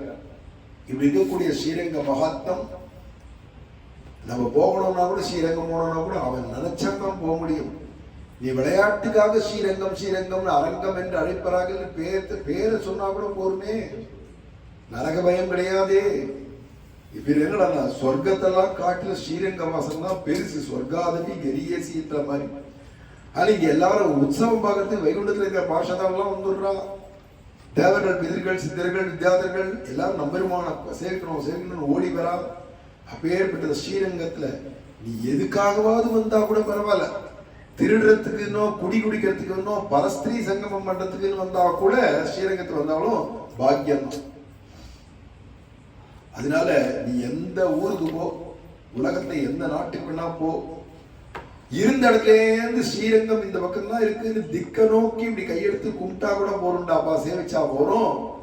கண்டிப்பா அவன் எந்த ஆப்பிரிக்கால இருக்கட்டும், அமெரிக்கால இருக்கட்டும், சவுத் ஆப்பிரிக்கால இருக்கட்டும், இல்ல அண்டார்டிகால இருக்கட்டும், அங்கேருந்து ஸ்ரீரங்கம் இந்தியா இங்கதான் இருக்கு, மேப்பை தெரிஞ்சுட்டு இந்த பக்கம் தான் இருக்கு, இங்கதான் ஸ்ரீரங்கம் இருக்கு, தமிழ்நாட்டுல ரங்கநாத பெருமாள் இருக்கார், நமக்கு கவலை இல்லை அப்படின்னு திக்க நோக்கி சேவிச்சா கூட போருமா. ஸ்ரீரங்காபிமுகோ நித்யம் பிரணிபக்த சீததி தீபாந்தரகதோபிவா தேசாந்தரகதோவாபி தீபாந்தரகதோபிவா ஸ்ரீரங்காபிமுகோ நித்யம். எவன் ஸ்ரீரங்கத்தை நோக்கி சேவிச்சுட்டானோ அவன் எந்த தீபத்துல இருந்தா என்ன, இல்ல எந்த தேசத்துக்கு போனா என்ன, அப்படி இருக்கிறவன் சீததி. அவன் ஒரு காலம் அவன் சேவிச்சவன் அவன் கீழ் நோக்கி போக மாட்டான், மேல் நோக்கி உயர்ந்து போவான் அப்படின்னா சொல்லி ஸ்ரீரங்க மகாத்மியத்தை முடிக்கிறான். அந்த ரங்கநாதர் தான் நம்ம ஆண்டாளும் கலியுகத்துல கல்யாணம் பண்ணிட்டு மறைஞ்சான். அப்பேற்பட்டதான ரங்கநாதர். இந்த ரங்கநாதருடைய சரித்திரத்தை இங்க ஒரு வாரமா நம்ம சொல்ற பாக்கியமோ கேட்கிற பாக்கியமோ அப்படி கிடைச்சிருக்கு அப்படின்னா இதை யாரெல்லாம் இந்த ஸ்ரீரங்க மகாத்மியத்தை படிக்கிறாளோ கேட்கிறாளோ சொல்றாளோ ஏற்பாடு பண்றாளோ எல்லாருக்கும் ஆயுசு ஆரோக்கியம் புத்திரலாபம் சுகமான வாழ்வு இதெல்லாம் கிடைக்கும். அதுவும் துலா மாசமான ஐப்பசி மாசத்துல பக்தியோட ஸ்ரீரங்கத்துக்கு போய் எங்க காவிரியில ஸ்நானம் பண்ணி ரங்கநாதனை சேவிக்கிறவாளுடையதான பாக்கியத்தை சொல்லி மாலா ஸ்ரீரங்கத்துல வாசமே பண்றான் அப்படின்னா அதுக்கு எவ்வளவு பலனோ இந்த ஸ்ரீரங்க மகாத்மிய உபன்யாசம் கேட்டாலே கிடைக்கும். இதை கேட்டுட்டாலே நீ ஸ்ரீரங்கத்துல வாசம் பண்ண புண்ணிய பலன்கள்லாம் பாக்கியங்கள்லாம் கிடைக்கும்டார். ஸ்ரீரங்க மகாத்மியம் இதம் பவித்ரம் புண்ணியம் மகாபாப விநாசனஞ்ச ஷண்மன் முகுந்தஸ்ய கிருபா பிரசாதாது வைகுண்டமாப்னோதி விமுக்த துக்கஹா. இந்த மகாத்மியம் இருக்க ஸ்ரீரங்க மகாத்மியம் பரம பவித்திரமானது, சகல புண்ணியத்தை காட்டிலும் விசேஷமானது, எல்லா பாவத்தையும் பொசுக்கக்கூடியது. பகவான் ரங்கநாதனுடைய கிருபை இருந்தாதான் இது சொல்லி கேட்கவும் முடியும். ஒரு கால் இதே ஜென்மாவில இதை கேட்டவன்லாம் கண்டிப்பா வைகுண்டமே போயிடுவான் அப்படின்னு முடிக்கிறது இந்த மகாத்மியம். அப்பேற்பட்ட ஸ்ரீரங்க மகாத்மியம் சொல்லு கடங்காத விஷயம். நம்ம இருக்கிற அவகாசத்துக்கு ஏற்ற அளவுக்கு இங்க சொல்ற பாக்கியம் கிடைச்சது.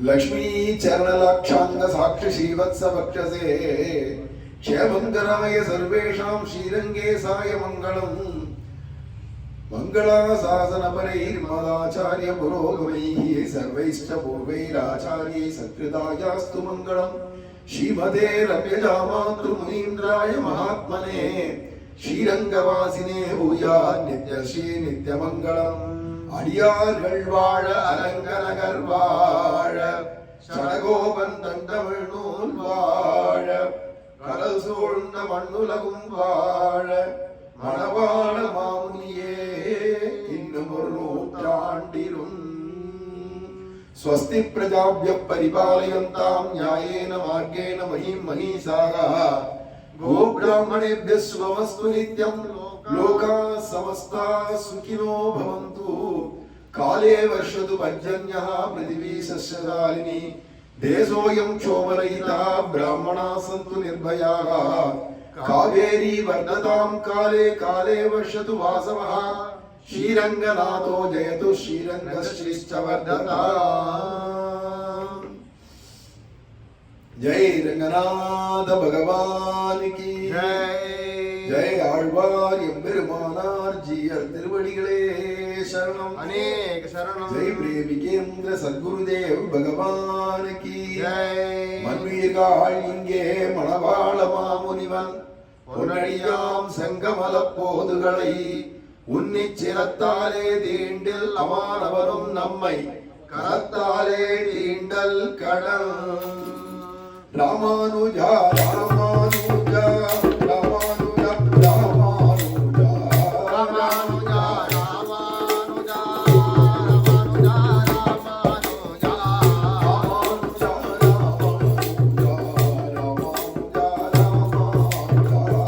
ராமானுஜா ராமானுஜா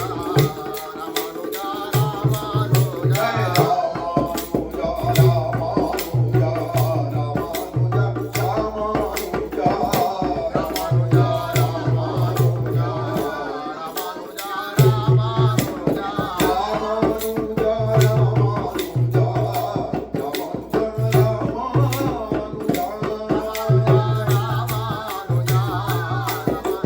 रामानुजा स्वामी रामानुजाचार्य भगवान की जय रंगनाथ भगवान की ஆழ்வார் எம்பெருமானார் ஜீயர் திருவடிகளே சரணம் अनेक शरणम जय प्रेमिकेंद्र सद्गुरुदेव भगवान की जय